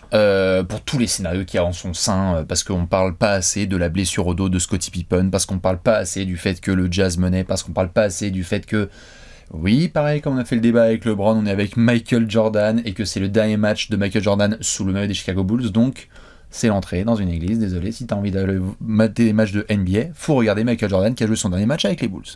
Moi, il faut regarder Michael Jordan tout court. Faut regarder Michael Jordan tout court, exactement. Et donc, oui, c'est cracra. C'est-à-dire que je crois que Jordan prend la moitié des tirs de Chicago sur le match, que c'est assez... offensivement, c'est pas les plus beaux. Que c'est assez dégueulasse, tout à fait. Mais il y a des trucs fun. Il y a Dennis Rodman qui rentre des jumpers face à Karl Malone. Il y a ce finish évidemment incroyable avec l'interception de Jordan, mais c'est juste le finish. Quand on revient avant, il y a une intensité qui est assez profonde, notamment parce que tu as Karl Malone et Dennis Rodman qui peuvent pas se piffrer, parce qu'on sait pas si Scottie Pippen peut vraiment tout donner parce qu'il a le dos en compote, parce que Stockton et Malone, tu as l'impression que si là ils finissent le boulot, bah, tu peux avoir un Game 7, et donc tu peux peut-être en sortir. Mais en fait non, tu te retrouves devant les dernières balles dans le barillet et dans le gun de Michael Jordan, un petit peu à la Kobe sur son dernier match avec les Lakers, c'est-à-dire que l'autre, Pépère, il prend 35 tirs, je crois, sur ce match-là. Donc Jordan c'est... Ouais, Jordan. Quel croqueur. 35 tirs, il prend. Il en rentre 15. Non, mais je veux dire... Non, c'est pas un beau pourcentage. C'est pas... Après, attention, on se fout souvent de la gueule de Brian Russell et de... Merde. Hornacek et toute la clique. Putain, ça défend. Et ça défend dur. Tu sais ça défend que dur. Et en fait... Michael Jordan, bon attends, il est plus tout jeune, hein, mais il galère à trouver ses spots. Et c'est tout à dur. fait. Ouais, après, il y a un spot qu'il a bien trouvé en fin de match. Il a bien trouvé. Et en fait, en soi, Mais c'est vrai je m'étais refait et le flu game et ce match-là. Et en fait, le côté iconique fait que je prends plutôt le Game 6 de 98. Tu peux pas tous les prendre, Michael Jordan et les Bulls, il y a trop de... Parce qu'en fait, je suis obligé de le mettre dans mes 10 parce que c'est une forme de point d'exclamation sur plein de choses. C'est sur la carrière de Jordan, c'est sur Jordan et les Bulls, c'est sur le trio Pippen, Rodman et Jordan, c'est sur Phil Jackson qui est là, qui prend des temps morts où tu sens qu'il est obligé de hurler avec des boules qui dans les oreilles parce qu'il y a une ambiance à Utah, pareil. Hein. On parle de l'ambiance du MSG, mais alors Utah à la fin des années 90, voilà, vache, il y en a qui ont des tympans qui ont pété. Ah, c'est monumental. Donc le match, faut un peu se serrer les dents, mais on va reparler d'un autre match qui est dans mon haut du top 10, qui est assez iconique, mais dont la qualité globale n'est pas non plus extraordinaire, mais le match est iconique. Je le mets dans cette catégorie-là. Le Bulls Jazz de 98, Game 6. Parle-nous de Magic Rockets avec un Padawan et son maître Jedi. On est à Orlando. Oui. On est au match 1 des finales. Hein. J'ai mis Game 1, c'est des finales de 95. On est à Orlando où le Magic de Shaq et Penny est encore tout frais, tout jeune. Hein. Shaq, c'est un drafté de 92 et Penny, c'est un drafté de 93. Mais c'est déjà l'équipe la plus excitante, de loin, de la ligue. C'est vrai. Hein. Avec un basket qui ressemble pas du tout au basket de l'Est, quoi. Les types, ils courent dans tous les sens. Il y a un pivot tout agile, tout machin, instoppable et tout, avec un meneur bizarre de 2 mètres. cette équipe du Ah, ils Magic. étaient avant avec Vernis, Nick hein. Anderson, je reviens sur Nick Anderson, mais qui est un pur joueur. Ah, tu vas en reparler? Ouais, je vais en reparler, ouais. Et donc, on est au match 1 des finales, et c'est à Orlando, puisque les Rockets, eux, sont champions en titre, mais ils viennent de très très loin. Ils ont fait que 6e de régulière, et Olajuwon n'a pas été MVP l'année d'avant, n'a pas été MVP, donc il a dit... Comment ça? Genre, attendez les gars. Donc, ce que je vais commencer par faire, moi, Hakeem Olajuwon, c'est que je vais commencer par rosser l'Ouest. Il a rossé l'Ouest en playoff. Vraiment, il les a rossés. Et tout ce qui est passé sur son chemin, notamment David Robinson, mais pas que lui. Non. C'est n'importe quoi les playoffs d'Hakeem Olajuwon en 95. C'est n'importe quoi. Et là, ça arrive. Donc, en finale à Orlando, match ultra serré. Ça se rend coup pour coup dans tous les sens. Mais le Magic, mine de rien, malgré un gros Hakeem, je veux dire, Hakeem il va finir ce match à 31 points, 7 passes d'ess, 4 contre. Clyde Drexler, on oublie souvent, 23 points, 11 rebonds, 7 passes. Le Clydounais, Kenny Smith qui va être tellement clutch, 23 points, 9 passes, et Robert Horry et Mario Elie, c'est des 15-16 points en mode vieux routard qui se bat. Malgré ça, le Magic de Shaq et Penny est devant. Bon, parce que Shaq, il est en 26-16 et Penny, il est en 26, je sais pas combien de ça. Et avec un Nick Anderson, j'ai été checker les stats, il est en 22 points, 11 rebonds, 5 passes, 3 interceptions. C'est pas mal, hein. Le Nick. Il manquerait plus Tu qu'il vois, mette ses lancers. sauf qu'il est à 0 sur 4 au lancer. Et que au moment où le Magic pouvait plier le match, on en a fait tout un passage dans la TBNL Penny Hardaway avec Léonce. Au moment où le Magic pouvait plier le match, Nick Anderson n'a pas plié le match. Il a raté 2 lancers. Après, ils ont eu un rebond offensif, il y a eu faute, il a raté 2 lancers. Derrière, Kenny Smith met un 3 points d'une clutchitude fabuleuse. Le type, avant d'être consultant... Ah ouais, c'est pas sur ce match qui met le record de 3 points sur un match de finale NBA avant qu'il soit cassé? Avant qu'il soit cassé, si c'est ça. Ouais, c'est lui, hein. Ouais, et il met un 3 points ultra clutch. Pour il en légalise. prolongation et tout, ouais, bien sûr. Prolongation ultra serrée. Dernière possession pour les Rockets. Drive de Drexler. Le finger roll qui rebondit sur le cercle. Le tip-in d'Olajuwon. Et derrière, les finales sont un sweep. Donc on est vraiment sur un match, je crois que ça se finit en 120 à 118 ou... Je sais plus quel est le score exact, mais c'est un score assez élevé pour l'époque. C'est pas du tout les scores des finales de 94 entre Knicks et Rockets où si tu dépasses 84 points, t'as gagné, tu sais. Je sais plus à combien, mais c'est un gros score. C'est un gros score parce que contre le Magic... 120-118. Ouais, tu as vu la mémoire un peu? Ouais. C'est un gros score parce que si ce Magic, tu ne pouvais pas les empêcher de scorer. Entre Dennis Scott, Nick Anderson Cartier, Penny Hardaway, Shaq, machin, tu peux pas les empêcher de scorer. Même les Rockets, ces Rockets-là qui étaient une défense de fou malade, avec Olajuwon, Mario Elie, je le dis, Robert Horry, tout ça, voilà. Et donc, match ultra serré. Hakeem Olajuwon face à Shaquille O'Neal. Il lui fait la chanson et en même temps, heureusement que Nick Anderson il rate 4 lancers parce que le Shaq il a pas rigolé. Et ça se finit sur un tip-in qui est quand même une des actions les plus légendaires d'Hakeem en fait. Il a plié les finales. Sur le moment on le sait pas, mais en fait il a plié les finales avec son Ils tip-in. se remettront jamais de ça, tout à fait. Non, le Magic Orlando s'en est toujours parmi de ce truc. Tout à fait. C'est vrai. Les 2 matchs, celui d'Alex et de Mimi, parce que j'essaie de faire la mention quand on peut. Les 2 matchs sont disponibles en intégralité sur YouTube. Oui, ils sont Si vous le disponibles. souhaitez, voilà. Que ce soit piraté ou pas piraté, ce n'est pas notre problème. Je dis juste que si vous tapez Rockets Magic Game 1 sur YouTube, vous allez avoir une vidéo qui dure 1h50. Je peux vous garantir que c'est pas des pubs. Allez, on va passer en numéro 4.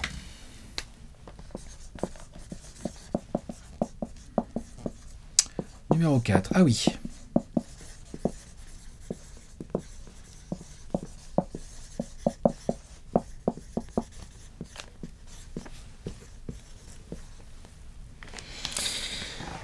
Alex qui nous a mis le Warriors Cavs Game 5 de 2016 et j'ai mis le Celtics Lakers 84 Game 4.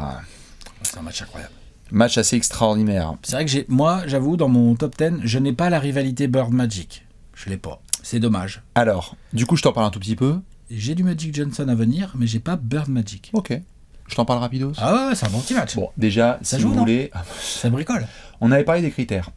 Alors, au début, il était top 3. Hein. Et puis j'ai commencé à reculer parce qu'il y a des trucs après, c'était les émotions, pas vécues en direct. Hein. C'est plutôt disponible. Disponible d'ailleurs, vous pouvez le mater en intégralité. Je crois qu'il est disponible en intégralité sur YouTube. Donc, si vous voulez revoir le top 10 all-time des plus grandes séries de finale NBA, même de séries de playoffs de tous les temps, Celtics Lakers 84. C'est bien. Combien de Hall of Famer sur le parquet? Voyons voir. 6, On a Dennis Johnson, Larry Bird, McHale, Parrish. En face, on a Bird, Worthy, Magic, Kareem Abdul-Jabbar. Sur le banc, on a du Casey Jones et du Pat Riley. Bon, on est pas mal. C'est pas mal, c'est propre. On est pas mal. C'est pas mal. Les performances, on va aller en entonnoir. Les performances. Kareem Abdul-Jabbar, plus de 30 points. Je crois que Larry Bird, il est en forme, non? C'est pas son meilleur. Ouais, il est encore en forme, non? Il est bien, mais il est assez maladroit. Ok. Ce qu'il faut voir, c'est que Kareem Abdul-Jabbar est à plus de 30 points. Magic Johnson est assez fort, donc plutôt du plus de 20 points, plus de 10 passes, enfin du classique Magic, quoi. James Worthy, qu'on prend tout le temps pour acquis, là. Il y a plus de 30 points en 15 tirs tentés. C'est bien. Extraordinaire. C'est le James Worthy, tu comprends tout le temps pour acquis, là. Le mec, il est quoi, je crois, à 32-33 points, à 13 sur 15 au tir. Incroyable. Et d'une beauté à regarder, bref. En face, bon Larry Bird, mais surtout un très gros Parrish et un très gros Dennis Johnson. Ce ne sont pas... Bon, déjà, vous avez des Hall of Famers qui font des très belles performances. Quand vous prenez le final 84, vous avez plein de choix. Vous pouvez prendre le Game 7, qui n'est pas extraordinaire, parce que c'est une belle branlée des Celtics et ils jouent bien. Vous pouvez prendre l'un des premiers matchs où il y a l'interception de Jared Anderson. Vous pouvez prendre même le Heat Game, qui est donc le match où ça joue par 38 degrés au Boston Garden, avec, je suis très sérieux, Kareem Abdul-Jabbar qui est sous assistance respiratoire, et un arbitre qui tombe dans les pommes. Donc vous pouvez prendre ces matchs-là. Mais le Game 4, c'est quoi? Le Game 4, c'est un match qui va en prolongation. Le Game 4, c'est le match où Kevin McHale fait un coup de la corde à linge à Kurt Rambis. C'est une rivalité monumentale. Ça s'envoie des coups dans la gueule de partout. Alors oui, le spacing n'est pas extraordinaire puisqu'on est au milieu des années 80. Tout est hyper compact. Bah oui. Mais on est compact sur du skyhook de Kareem Abdul-Jabbar. On est sur du compact de James Worthy qui se faufile dans la défense. On a du Larry Bird double-triple teamé qui renvoie la balle à des bons gars. Donc faire confiance à Dennis Johnson, à Cedric Maxwell, à Robert Parrish. C'est des finishes sur lesquels on voit Magic Johnson qui devient Tragic Johnson, avec des passes loupées, temps mort pour les Celtics, Robert Parrish qui intercepte la balle. C'est des fins complètement controversées où t'as Pat Riley qui pète un plomb parce que les Lakers sont en train de se faire rentrer dans la tête par les Celtics. Tu parlais du choke sign de Reggie Miller, c'est le choke sign de Cedric Maxwell parce qu'il rentre dans la tête de James Worthy.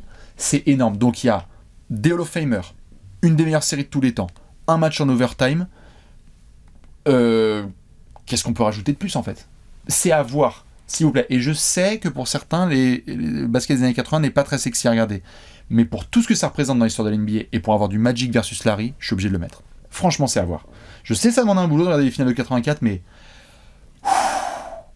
au moment où t'as Kurt Rambis qui part en contre-attaque et l'autre il fait un coup de la corde à linge, mon gars. En gros, ça prend Mice at the Palace plus toutes les mentions que j'ai fait précédemment. C'est vrai. C'est énorme. Non, c'est gros match. C'est énorme.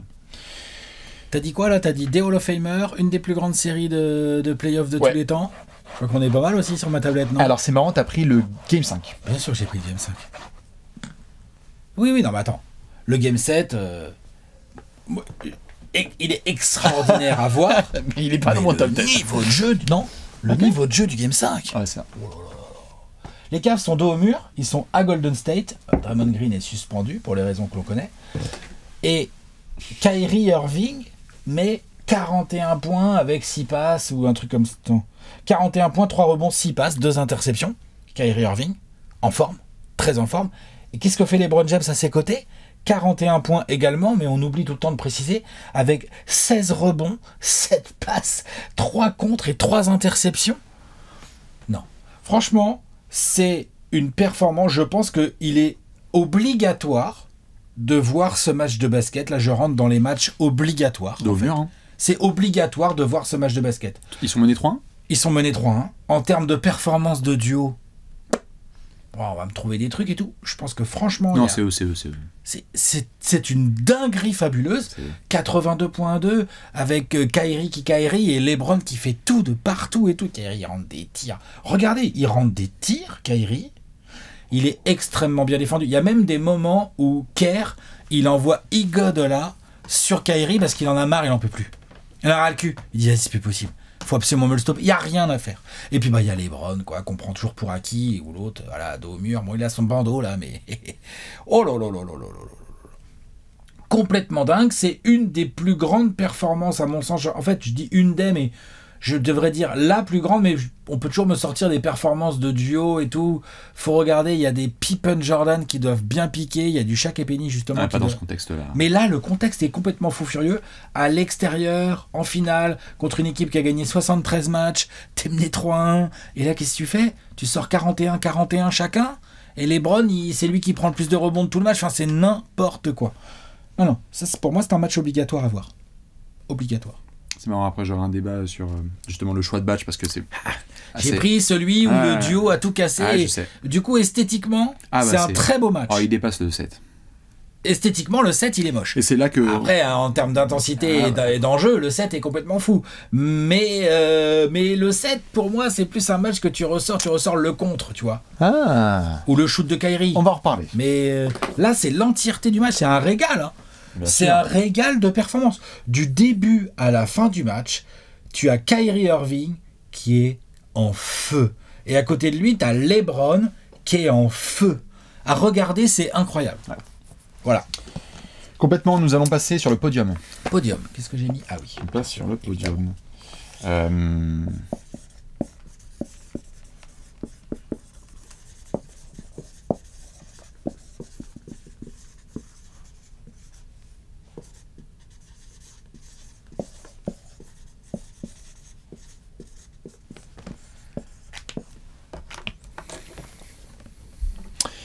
Lakers Pistons de 1988, Alex, le Game 7, ça, combien de fois, vous savez, j'ai rangé... J'en ai parlé un paquet de fois. Avec Excellence et qui disent, non mais attends, mais le Game 7 de 88 entre les... J'en ai parlé un paquet de fois, dans les matchs à voir absolument. Bien sûr. Il est disponible, hein. Il est de 88, il est disponible entièrement sur YouTube, dans une définition... tout à fait honnête, franchement ça se regarde très très bien. C'est un match incroyable. Bah tu peux commencer à en parler. La seule question que je voulais te poser avant ça, c'est que est-ce que c'est ça ou l'explosion d'Isaiah Thomas précédemment? En fait, c'est tout un contexte. C'est-à-dire qu'on est encore à l'époque des finales en 2-3-2 là, et les Pistons, ils prennent le premier à l'extérieur à Los Angeles qui a le meilleur bilan de la ligue. Mais les Lakers vont revenir, mais au match 6, quand tu arrives au match 6, il y a 3-2 Pistons. Il y a 3-2 Pistons, et il y a un match 6, donc comme on est en 2-3-2, tu as fait 2 à LA, 3 à Détroit, et là tu en as 2... Moi j'étais en hésitation entre le 6 et le 7. Il y a 3-2 Pistons, et tu reviens au Forum d'Inglewood à Los Angeles. Dans ce match 6, effectivement, Isaiah Thomas... 43 points, 8 passes D, 6 interceptions, alors que le mec il va boiter pendant les 2 tiers du match, alors qu'il a vraiment mal à la cheville, il joue vraiment sur une seule cheville, mais les Pistons vont perdre, et donc ça va revenir à 3-3. Moi, pourquoi je prends le 7? Parce qu'en fait, quand tu regardes le match, moi je me le suis refait du coup, pas en entier, mais presque, j'ai laissé le premier quart vite fait, mais bon voilà, je me le suis refait quand même. Il y a tout dans ce match en fait. Ça se rend coup pour coup, là, les deux équipes. Coude à coude, ça se lâche jamais. Il n'y a jamais un trop gros écart pendant le match. Tu parlais de James Worthy tout à l'heure? Ah, James Worthy, c'est Big James. 36 points, 16 rebonds, 10 passes, ça va lui rendre MVP des finales. Magic en 19 points avec 14 passes. T'as le papa Michael Thompson là, qui sort du banc, qui envoie bien sérieux. Alors, c'est vrai qu'Isaiah Thomas se rate. Bon, j'adore Isaiah Thomas. T'as choisi son pire match. Le seul match que je vais avoir de lui dans mon top des matchs à voir, c'est vrai que c'est un match où il se rate, mais bon, c'est la vie. Doumars, lui, ne se rate pas, et surtout ce que j'adore dans ce match, c'est que ce match représente bien aussi ce qu'étaient les Pistons de ces années-là, qui vont faire un doublé derrière, un back-to-back, et leur banc. Le trio, John Saleh, Dennis Rodman, Vinnie Johnson, honnêtement, c'est un régal à voir sortir du banc. Il y a tout. Il y a de la taille, il y a de l'intensité, il y a du rebond, il y a des coups de coude, il y a Vinnie Johnson, son surnom c'est Microwave, enfin, c'est énorme. Et en plus de ça, tu as une fin de match au couteau. C'est-à-dire qu'à 19 secondes de la fin, il y a plus 5 pour les Lakers. T'as Chuck Daly qui prend temps mort, t'as Pat Riley qui est là, c'est Chuck Daly contre Pat Riley, au passage, là aussi il y a du Hall of Famer. Je sais que Bill Laimbeer il est pas Hall of Famer, mais il compte quand même. T'as Doumars qui met un petit rebond offensif sur un tir raté de Vinnie Johnson pour revenir à 3 points. Derrière, t'as une bonne faute de Lembir, bien volontaire sur Warzy qui va faire que 1 sur 2. Donc tu passes à 106-102. T'es à plus 4. Et là, les Pistons font hyper bien tourner la balle. Lembir, il te met un 3 points tout propre, ficelle et tout. Et là, t'es que à -1. Les Pistons, ils se merdent. Il y a AC Green qui se barre en contre-attaque, qui est tout seul, qui met un lay-up. Et là, il y a 108-105. Et là... Bill Laimbeer, il veut faire la remise en jeu, mais il y a déjà, franchement, allez voir les images. Il y a déjà des journalistes en train de prendre des photos sur le terrain, les mecs. Il fait la remise en jeu. Du terrain. Magic, il fait faute. Je suis désolé, il fait faute. Et là, le terrain, ça rentre dessus. T'entends même pas vraiment le gong. Il reste 2 secondes, parce qu'à l'époque, on n'a pas les dixièmes sur l'horloge et tout, donc on sait qu'il reste 2 secondes, mais t'entends pas vraiment le truc. En gros, les Pistons n'ont même pas eu leur chance. Il y a envahissement de parquet à la fin d'un match complètement dingue en Game 7 des finales NBA, quand même, c'est pas rien. Dans le forum d'Inglewood, qui est vraiment très spécial, c'est-à-dire que le public, il est vraiment proche, là, tous, ils ont tous tout prêt et tout. Aujourd'hui, ce serait un scandale absolu. Ah, mais aujourd'hui... Simulation des arbitres. Ouais, allez, c'est clair. Allez, c'est bon. Allez, je me casse. Le public, il faisait sur le terrain. Le match est fini. Il y a -3, il reste quelques secondes à Il y a jouer. le temps de shooter. Hein. C'est un Il y a scandale. le temps de shooter. C'est un scandale. Il y a le temps de absolu. shooter, c'est... Voilà. Donc, il y a vraiment tout dans ce match. Il y a une vraie belle rivalité. Il y a des Lakers qui sont légèrement sur la fin de cycle, pas tout à fait encore. Non, mais c'est la Mais, passation. mais c'est la passation avec les Pistons qui d'ailleurs vont faire un back-to-back et puis après ils vont laisser la place à Jordan et les Bulls, tu vois. Et donc du coup, voilà. Chuck Daly, Pat Riley, là, les images là dans le match, les images avec Pat Riley qui fait comme ça et tout quand il vient de poser son temps mort. Chuck Daly, pareil, il est comme ça et tout. Tu sais, les deux coachs là, le Chuck Daly, Pat Riley, c'est quelque chose aussi ça. Hein. J'hésitais avec le 6, vraiment, hein, le game 6. Le 7, le 6, il y a Isaiah Thomas qui fait une performance iconique. Le 7, c'est vraiment un match qui, dans sa globalité, est incroyable. C'est un scandale. Incroyable. C'est un scandale. Voilà. Franchement, les images, elles ont aucun sens. Hein. Et les Lakers sont gagnés. Ouais. Les gars, il c'est reste. bon. Il y avait le temps de shooter. Il reste 3 secondes. Il y a une énorme flagrante, quoi. Il n'y a pas une flagrante. Non, mais franchement, il y a close line, quoi. Il y a faute. Voilà. Allez. Donc, toi, tu as mis le match de régulière entre le. C'est le plus grand match de saison régulière que j'ai pu voir dans ma vie. Dédicace à Giovanni, évidemment, on était à la rédac ce soir-là et en fait on en parlait encore le lendemain alors qu'on était en nuit blanche hein, à 10h du mat, à 11h du mat, à midi, et je me souviens qu'on s'envoyait des messages de est-ce qu'on réalise ce qu'on vient de voir. T'en as très bien parlé, c'est un match qui est extraordinaire où on voit le sommet et comme tu l'as dit, une des actions les plus iconiques d'un joueur iconique. C'est le coup de chaud de Steph en fait. Oui, il a mis après des 60 face aux Blazers, des machins, des 50 et tout. Mais à jamais ce sera des do have a timeout. C'est ridicule. Do not take it. Do not. Non. They do have a timeout. They do have a timeout. Decide not to take it. C'est le shoot de Steph. Mais j'ai envie de dire, on résume à chaque fois ce shoot de Steph. Il y en a 11 avant. Il y en a 11. Et les 11 3 points qui sont rentrés avant sont extraordinaires aussi parce que c'est Steph qui est sur ce mois de février. Je m'en souviens, j'écrivais chaque fucking article sur Steph à ce moment-là. C'est le mec qui était en déplacement juste avant à Orlando où il venait d'en mettre 50 et à ce moment-là, le plus grand phénomène du sport mondial à regarder, c'est Stephen Wardell Curry. Bien sûr. Il fallait le regarder. Et le sommet du sommet de Steph, c'est ce match face au Thunder. Alors oui, c'est un match de saison régulière. Mais franchement, en termes de qualité, en termes de qualité technique et athlétique, les performances, t'en as parlé, t'as même la réaction de Draymond Green sur le shoot de Stephen Curry, il est en dessous, il se prend la tête à deux mains, on n'en revient pas de ce qui vient de se passer. C'est un match dont je me souviendrai toute ma vie. Personne n'en revient. En fait, personne même n'en Steve revient. qui est sur le banc. Mais tout le monde est sur le banc. Sur le banc, il fait oh, putain, qu'est-ce qu'il fait? Oh, incroyable! Exactement. Tu sais, le mec, il est là en train de, il est comme ça et en fait, il fait ça. C'est genre, wesh, qu'est-ce qui se passe? T'as Varejao qui célèbre avec Curry, on se demande. Il a des maillots dégueulasses. C'est l'époque où il y avait les maillots à manches, là, noirs, là, les sacs poubelles, là, c'était horrible. Mais franchement, c'était Prime Curry et moi, en termes de. Je suis pas trop. C'est il y a 8 ans déjà. Ouais. C'est pas rien. Hein. Je suis pas trop du genre à me lever, même si là je viens de le faire. Quand je suis en match, quand il y a des performances de ouf, je reste assis, mais je peux applaudir ou gueuler, tu vois. C'est une des rares fois où je me suis vraiment levé et j'ai pris ma tête à deux mains. C'était incompréhensible ce qui s'est passé. Il y a eu un trou dans la sphère basket ce soir-là, et Steph a dit je vous emmène tous au paradis, quoi. Extraordinaire. Le type a fait un hit check de 80 Thunder matchs. Warriors. Et en soi, Thunder Warriors 2016, le début, hein, parce que 3 mois plus tard, on se retrouve avec Clay Game 6. Oui. Et comeback de 3-1 déficit. Hein, C'est pas la même saison où juste avant, il y en a un avec Westbrook qui le gagne dans le corner, là? C'était un l'année bon offensif c'était gagné. toute la rivalité des. Là, c'était un délire quand même. Et Hein. chaque Thunder Qu'est-ce qu'ils Warriors, se sont mis c'était incroyable. Qu'est-ce qu'ils se sont mis? On va passer au top 2. Allez, le deuxième.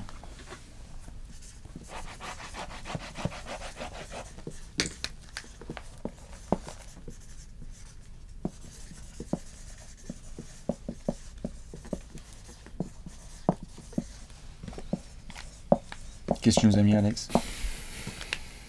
Bulls Suns, Game 3, 1993. En fait, moi j'avais mis, dis-toi dans mes notes, j'avais Bulls Suns et j'ai mis 2 points, lequel avec 8 points d'interrogation. Exactement. Mais j'ai fait la même hésitation. Alors Alex a mis le Game 3 de Parce que 93 ouais, vas-y. et j'ai mis juste Warriors Cavs Game 7 de 2016, évidemment.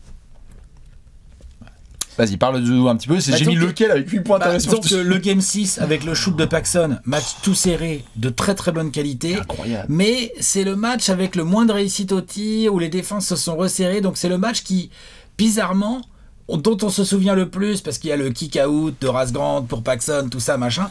Mais en fait, c'est celui qui représente le moins la série. Cette série est complètement dingue. C'est-à-dire qu'on a Michael Jordan à son apogée. J'ai failli prendre le Game 4. Et l'autre, le Game 4, les 55 points. Ah la vache. Ah le salaud, il est bien défendu. Hein. Il n'y a rien à faire. Il en a rien à battre. C'est extraordinaire de voir. Alors là, c'est un jeu vidéo, hein, MJ, quand tu le vois des années après. C'est un jeu vidéo. Puis Barclay, il n'est pas en reste non plus dans le Game 4. Il envoie du sale aussi. Barclay fait une série très sérieuse, un MVP et tout. Mais j'ai fini par prendre le Game 3 parce qu'en fait, le Game 3, pour le coup, en globalité de match, c'est-à-dire que dedans, ça va, hein, Michael Jordan, 44 points, 9 rebonds, genre 6 passes, de l'interception. Pippen, il est à une passe du triple-double, hein, 26 points, 10 rebonds, 9 passes, au calme avec 3 contres. Horace Grant, c'est un double-double de fou malade, là, 14 points, 18 rebonds, enfin, tu vois, et tout. Même B.J. Armstrong, hein, il est bien chaud dans les finales de 93. Barclay en face, 24-20. Voilà, Barclay, quoi. Bonjour, t'es pas trop chaud au shoot, mais bon, 24-20. Kevin Johnson, il est pas loin du triple-double non plus. Hein, il a, je crois quand même que 7 rebonds, mais bon, tu vois, il y a 9 passes, il y a 25 points et tout. Dan Mayerley, qui d'un côté doit défendre Michael Jordan, de l'autre côté, mine de rien, mais 28 points. Donc le type, hein, 28 points, 7 passes, 4 passes, 7 rebonds, 2 interceptions, avec Michael Jordan qui défend sur lui, et il doit défendre sur Michael Jordan. Franchement, c'est limite all time hein, comme perf. Thunderdan, il peut l'accrocher. Hein. Franchement, c'est chaud. Et puis Richard Dumas. Richard Dumas, l'autre, c'est un rookie. C'est un coup de cœur d'Alex. Allez voir, notamment, je sais plus c'était quoi le top 10 des coups de cœur ou des coups de cœur, ouais, mais 17 points, 5 interceptions, là, alors qu'il a Scottie Pippen en face de lui qui est chaud braise et tout. Le match, donc les perfs, les joueurs, c'est incroyable. Et puis, bah, on a 3 overtime. On a 3 overtime en finale. Donc, c'est pareil, les finales en 2-3-2. C'est les Suns qui ont l'avantage du terrain. Ils ont perdu 2 fois à la maison. Les Suns sont menés 2-0. Et là, ils gagnent le match 3 en triple overtime à Chicago avec un Michael Jordan qui te fait 44-9, je sais pas combien. Et puis triple overtime, le jeu, ça va à une vitesse de fou furieux. Les Suns sont les tellement... nerfs, la tension. Les Suns de Paul Westphal là, avec Barclay, Kevin Johnson, c'est tellement des dingos, ils sont tellement en feu et dans le rythme ce soir-là qu'ils obligent les Bulls à jouer à leur rythme, ce qui était très rare parce que les Bulls préféraient jouer un peu plus peace, imposer leur défense, machin et tout, chercher des spots au poste ou mid-range pour Michael et tout. Bon, ils en trouvaient, hein, mais voilà, tu vois. Après, les Bulls avec Jordan et Pippen en 93, tu pouvais jouer vite aussi. La preuve, t'es un triple overtime, ça se finit en 129-121. C'est le match qui représente quelque part bien la folie de ces finales, où les Suns perdent les 2 premiers, et en fait ils sont à ça de se retrouver en Game 7 à la maison, du coup ils se seraient retrouvés. Voilà, le scénar aurait pu, après avec Desi, voilà. Avec Desi, et les Suns auraient des titres. Mais en tout cas, ouais, moi j'ai pris celui-là, mais j'ai hésité avec le Game 4, parce que vraiment les 55 points de Michael Jordan, c'est vraiment une... Mais pour moi c'est plus en perf en fait qu'il faudrait le mettre. Mais c'est vraiment une performance qu'il faut regarder, parce que il y a tous les spots, il y a tous les lay-ups. Là, il y a des moments, il y a des lay-ups, il y a des grosses fautes sur lui. Ouais. Et il finit, il en a rien à faire, tout en touché d'une main et tout. C'est un malade mental. Tu sais que sur ce run-là, à un moment, j'avais le run 93. Hein. J'avais le Game 7 Sun Sonics. Ah bah moi, mais pour moi, le match est incroyable, mais il est plus symbolisé par Barclay. 44-24. Non mais c'est marrant, tu vois, je savais pas quoi prendre de 93. Mais ces finales sont extraordinaires. extraordinaire finale. Et, Et honnêtement, on a vraiment, pour moi, Ouais, Prime même Jordan. si la saison 95-96 avec 72 victoires, la bague au bout et tout, mais ils sont plus vieux, ils sont plus forts certainement. Mais par contre, Michael Jordan, là où il est le plus fort, c'est là. Pour moi, c'est là. C'est là, et après, et aussi au début des années 90, quand il jouait les Knicks. Mais sinon, ouais, quand il jouait les Knicks dans les années 90, il avait un petit. Tu sens qu'il y a un petit truc qui le picote. Il l'a pris personnellement. Tu sens que ça le gratte. Mais là, franchement, ces finales-là, il est incroyable, Michael Jordan. Bon, là, j'ai pris le match où ça perd. Parce que c'est le triple overtime et le rythme est fou et tout. Les Suns sont tellement Ah non, forts les cette Suns année-là. sont incroyables. Les Suns, c'est le meilleur bilan de la ligue avec MVP Barclay. Hein, donc, voilà. Game 3, 93 à regarder absolument. C'est disponible sur YouTube. Il est aussi, dispo, hein. ouais. Oui, oui, oui. Ah non, Tiens, je- j'étais en train de vérifier. Là, il est là, tu vois. Magnifique. Voilà. Allez hop, 2 heures T'as gratuit un là, merci, 2h49. merci Michel. T'as un On va se faire 2h49 choper par la NBA. sur une chaîne qui s'appelle. On a rien dit, il est pas dispo. Ouais, c'est ça, Ouais, exactement. chut. Ah, il y a de quoi faire. Hein. Sinon, il est bout par bout. Non, il est pas Il y a des disponible. bouts commentés par Charles Barkley aussi. Il a un somme. Qu'on peut comprendre. Hein. Ah, qu'on peut comprendre. T'as quoi, toi J'ai mis le Game 7 évidemment entre Oui. Warriors et Cavs. Oh, putain. Alors, je répète l'intitulé de cette vidéo. Ce ne sont pas les plus beaux matchs de basket à voir avant de mourir. Ce sont les matchs de NBA à À voir voir tout court. avant de mourir. Et donc, désolé, le Game 7 entre Cavs et Warriors de 2016 est à voir. J'ai envie de dire, viens, on efface et on passe au numéro 1. Je tire même... Même le pauvre, Non, mais il faut le voir, même je le suis pauvre d'accord. Obama a demandé à décaler l'atterrissage de son avion pour regarder ou de la sortie de son avion De pour sortie de l'avion regarder pour finir le pour match. finir de regarder le match. Tout le monde était sur pause. Et en fait, oui, si vous regardez la qualité de ce match, en fait, l'intensité est telle. Le match, c'est pas beau. Hein. Non, il est Je pas veux beau. dire, mais... ça rate beaucoup de tirs, ça défend dur. mais quand tu comprends ce qui se Ah non, passe, mais bien tu sûr. comprends pourquoi c'est pas beau. Parce ça qu'on fait- a un niveau d'intensité. Bah, quand je dis pas beau, quelque part, c'est beau. Je C'est dis pas sloppy, beau c'est basketballistique. Voilà. C'est sloppy. C'est dur, c'est sale. Si vous savez pas ce que ça veut dire sloppy, regardez ce match. Sloppy, C'est c'est sale. que en fait, oui, et puis sloppy, c'est Il y a les mains des qui tremblent, erreurs, ouais, c'est fumble, la balle de la elle perte glisse de entre balle. tes mains, et puis il y a des trucs dégueulasses, et puis Steph sait pas trop comment faire, mais en fait c'est des légendes totales. Steph, LeBron, Draymond, Et Draymond, il fait un match. Draymond Game 7. Ah, il fait un match. Pardon, Draymond Game 7. Je vais me le remettre, mais il est extraordinaire, et en De fait. toute façon, c'est pas compliqué. Hein. Si Draymond fait pas ce match-là, je peux dire que c'est un blowout. Ah ouais, mais totalement. Mais en fait, c'est le niveau de tension en fait qu'il faut comprendre en regardant ce match. Si vous le regardez comme ça sans comprendre le contexte, bon bah oui, c'est un match à peu près ok avec un gros contre et un gros tir. Grosso merdo. Draymond, 32 points, 15 rebonds, 9 passes, 2 interceptions. Monstrueux. Ah, il est monstrueux. Ah, 6 sur 8 à 3 points. LeBron, il est en triple-double, c'est ça LeBron, il est Triple-double, en 27-11-11. À 9 sur 24 au tir, donc c'est un peu compliqué, mais Ouais, purée, ah, putain. c'est énorme. Ouais, tout à fait. Et puis t'as des mecs... 29-11, combien de comptes 29-11, il est à 3 contre, 3 comptes, dont un qui compte. dont un qui est pas mal. Tout à fait. C'est la défense de Kevin Love sur Stephen Curry. C'est le quasi-assassinat on l'oublie, de LeBron sur Draymond, où il y a faute, il loupe son dunk, mais on est à 2 doigts d'avoir un des plus gros dunks de tous les temps. Heureusement, parce qu'après, il y a les lancers francs. C'est tout ce qui se passe au sein même de la rencontre.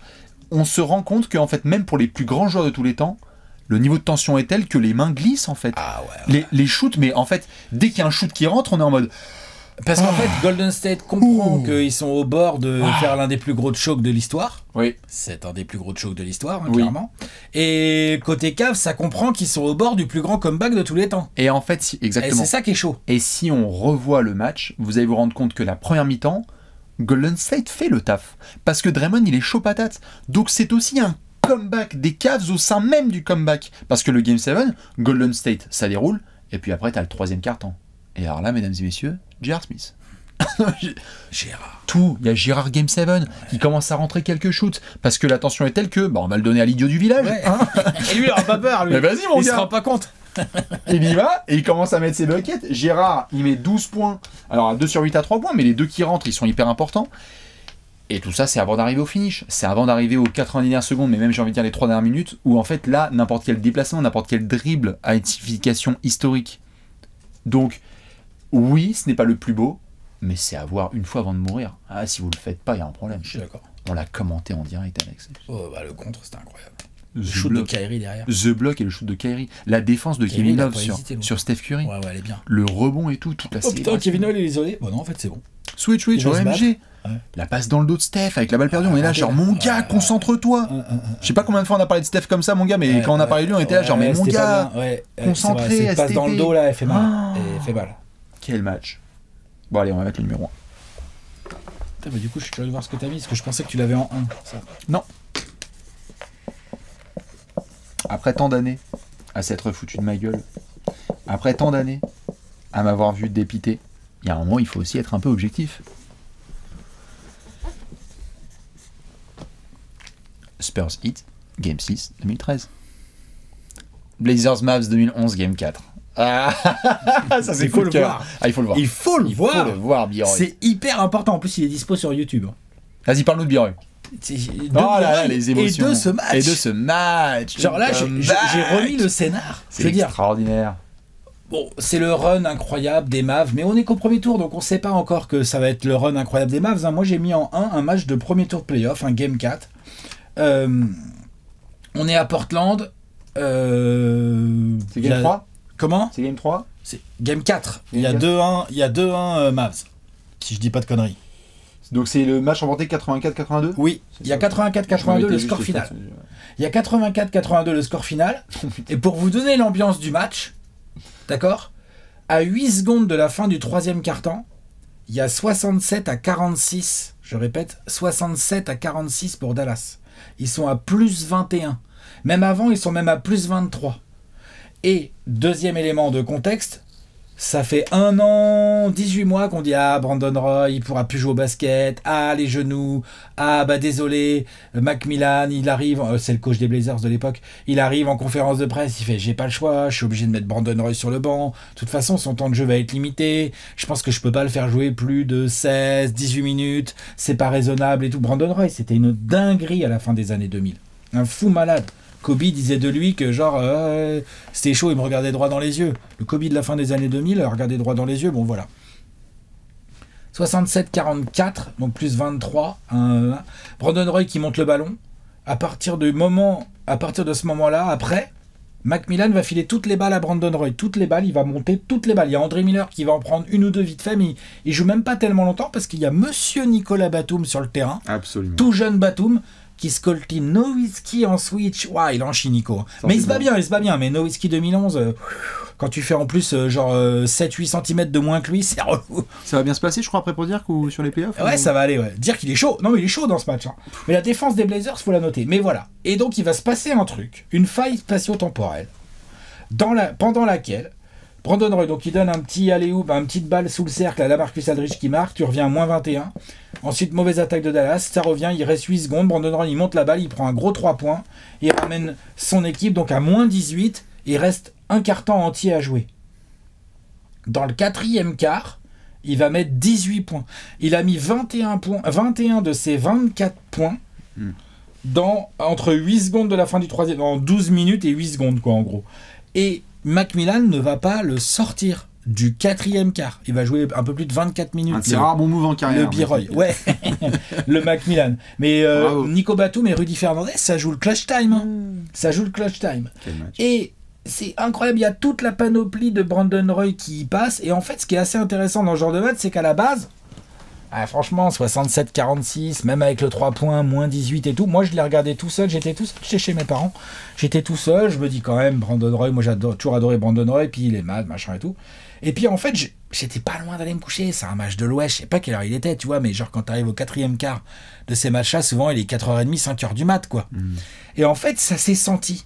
Et le public de Portland, qui est un vrai public d'amateurs de basket, il l'a senti. Et en fait, quand tu regardes ce match après, tu vois bien, direct là, quand ça revient vers 15, tout de suite ça se met à rugir. Tout de suite ça se met à rugir, et tout de suite il se passe un truc. Brandon Roy, il monte tous les ballons, il fait que des bons choix.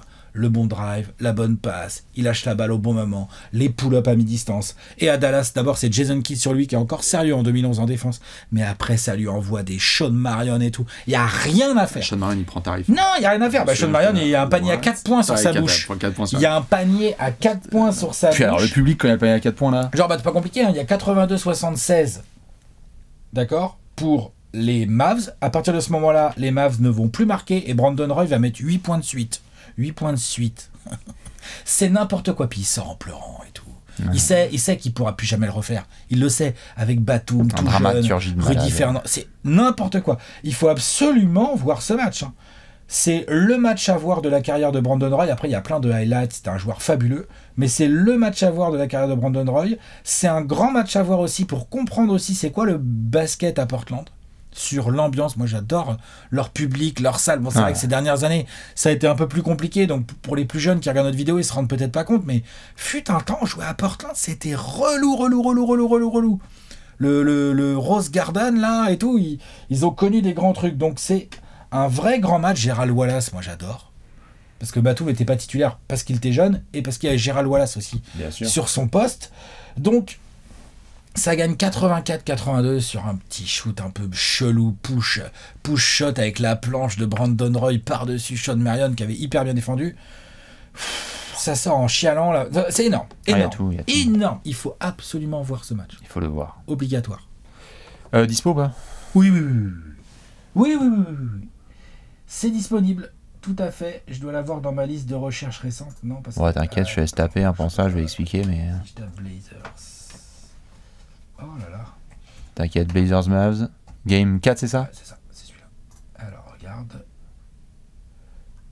Et nous avons ici une petite vidéo de 1h44 qui, comme tu peux le constater, 1h44. est une petite Et bande qui a tout été rouge. vue jusqu'au bout. Elle a été vue Il a jusqu'au pas bout. triché. Voilà.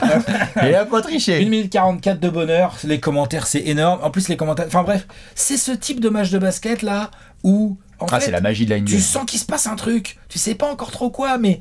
Je sais pas, on en a déjà tous vu des matchs comme ça où il y a une équipe qui a l'air d'être en galère à moins 18 et tout d'un coup il y a un petit frémissement et tu dis oup. Ouh là là, ça pourrait bien Attention. revenir. Ouais, exactement, Ouais, c'est ça. c'est Voilà, les émotions. j'adore. Match fabuleux. Oui. Après des années à avoir souffert, et je souffre encore, Bien sûr. parce qu'on continue à chaque fois au mois de juin de me dire ah, joyeux anniversaire, c'était sur ta tronche.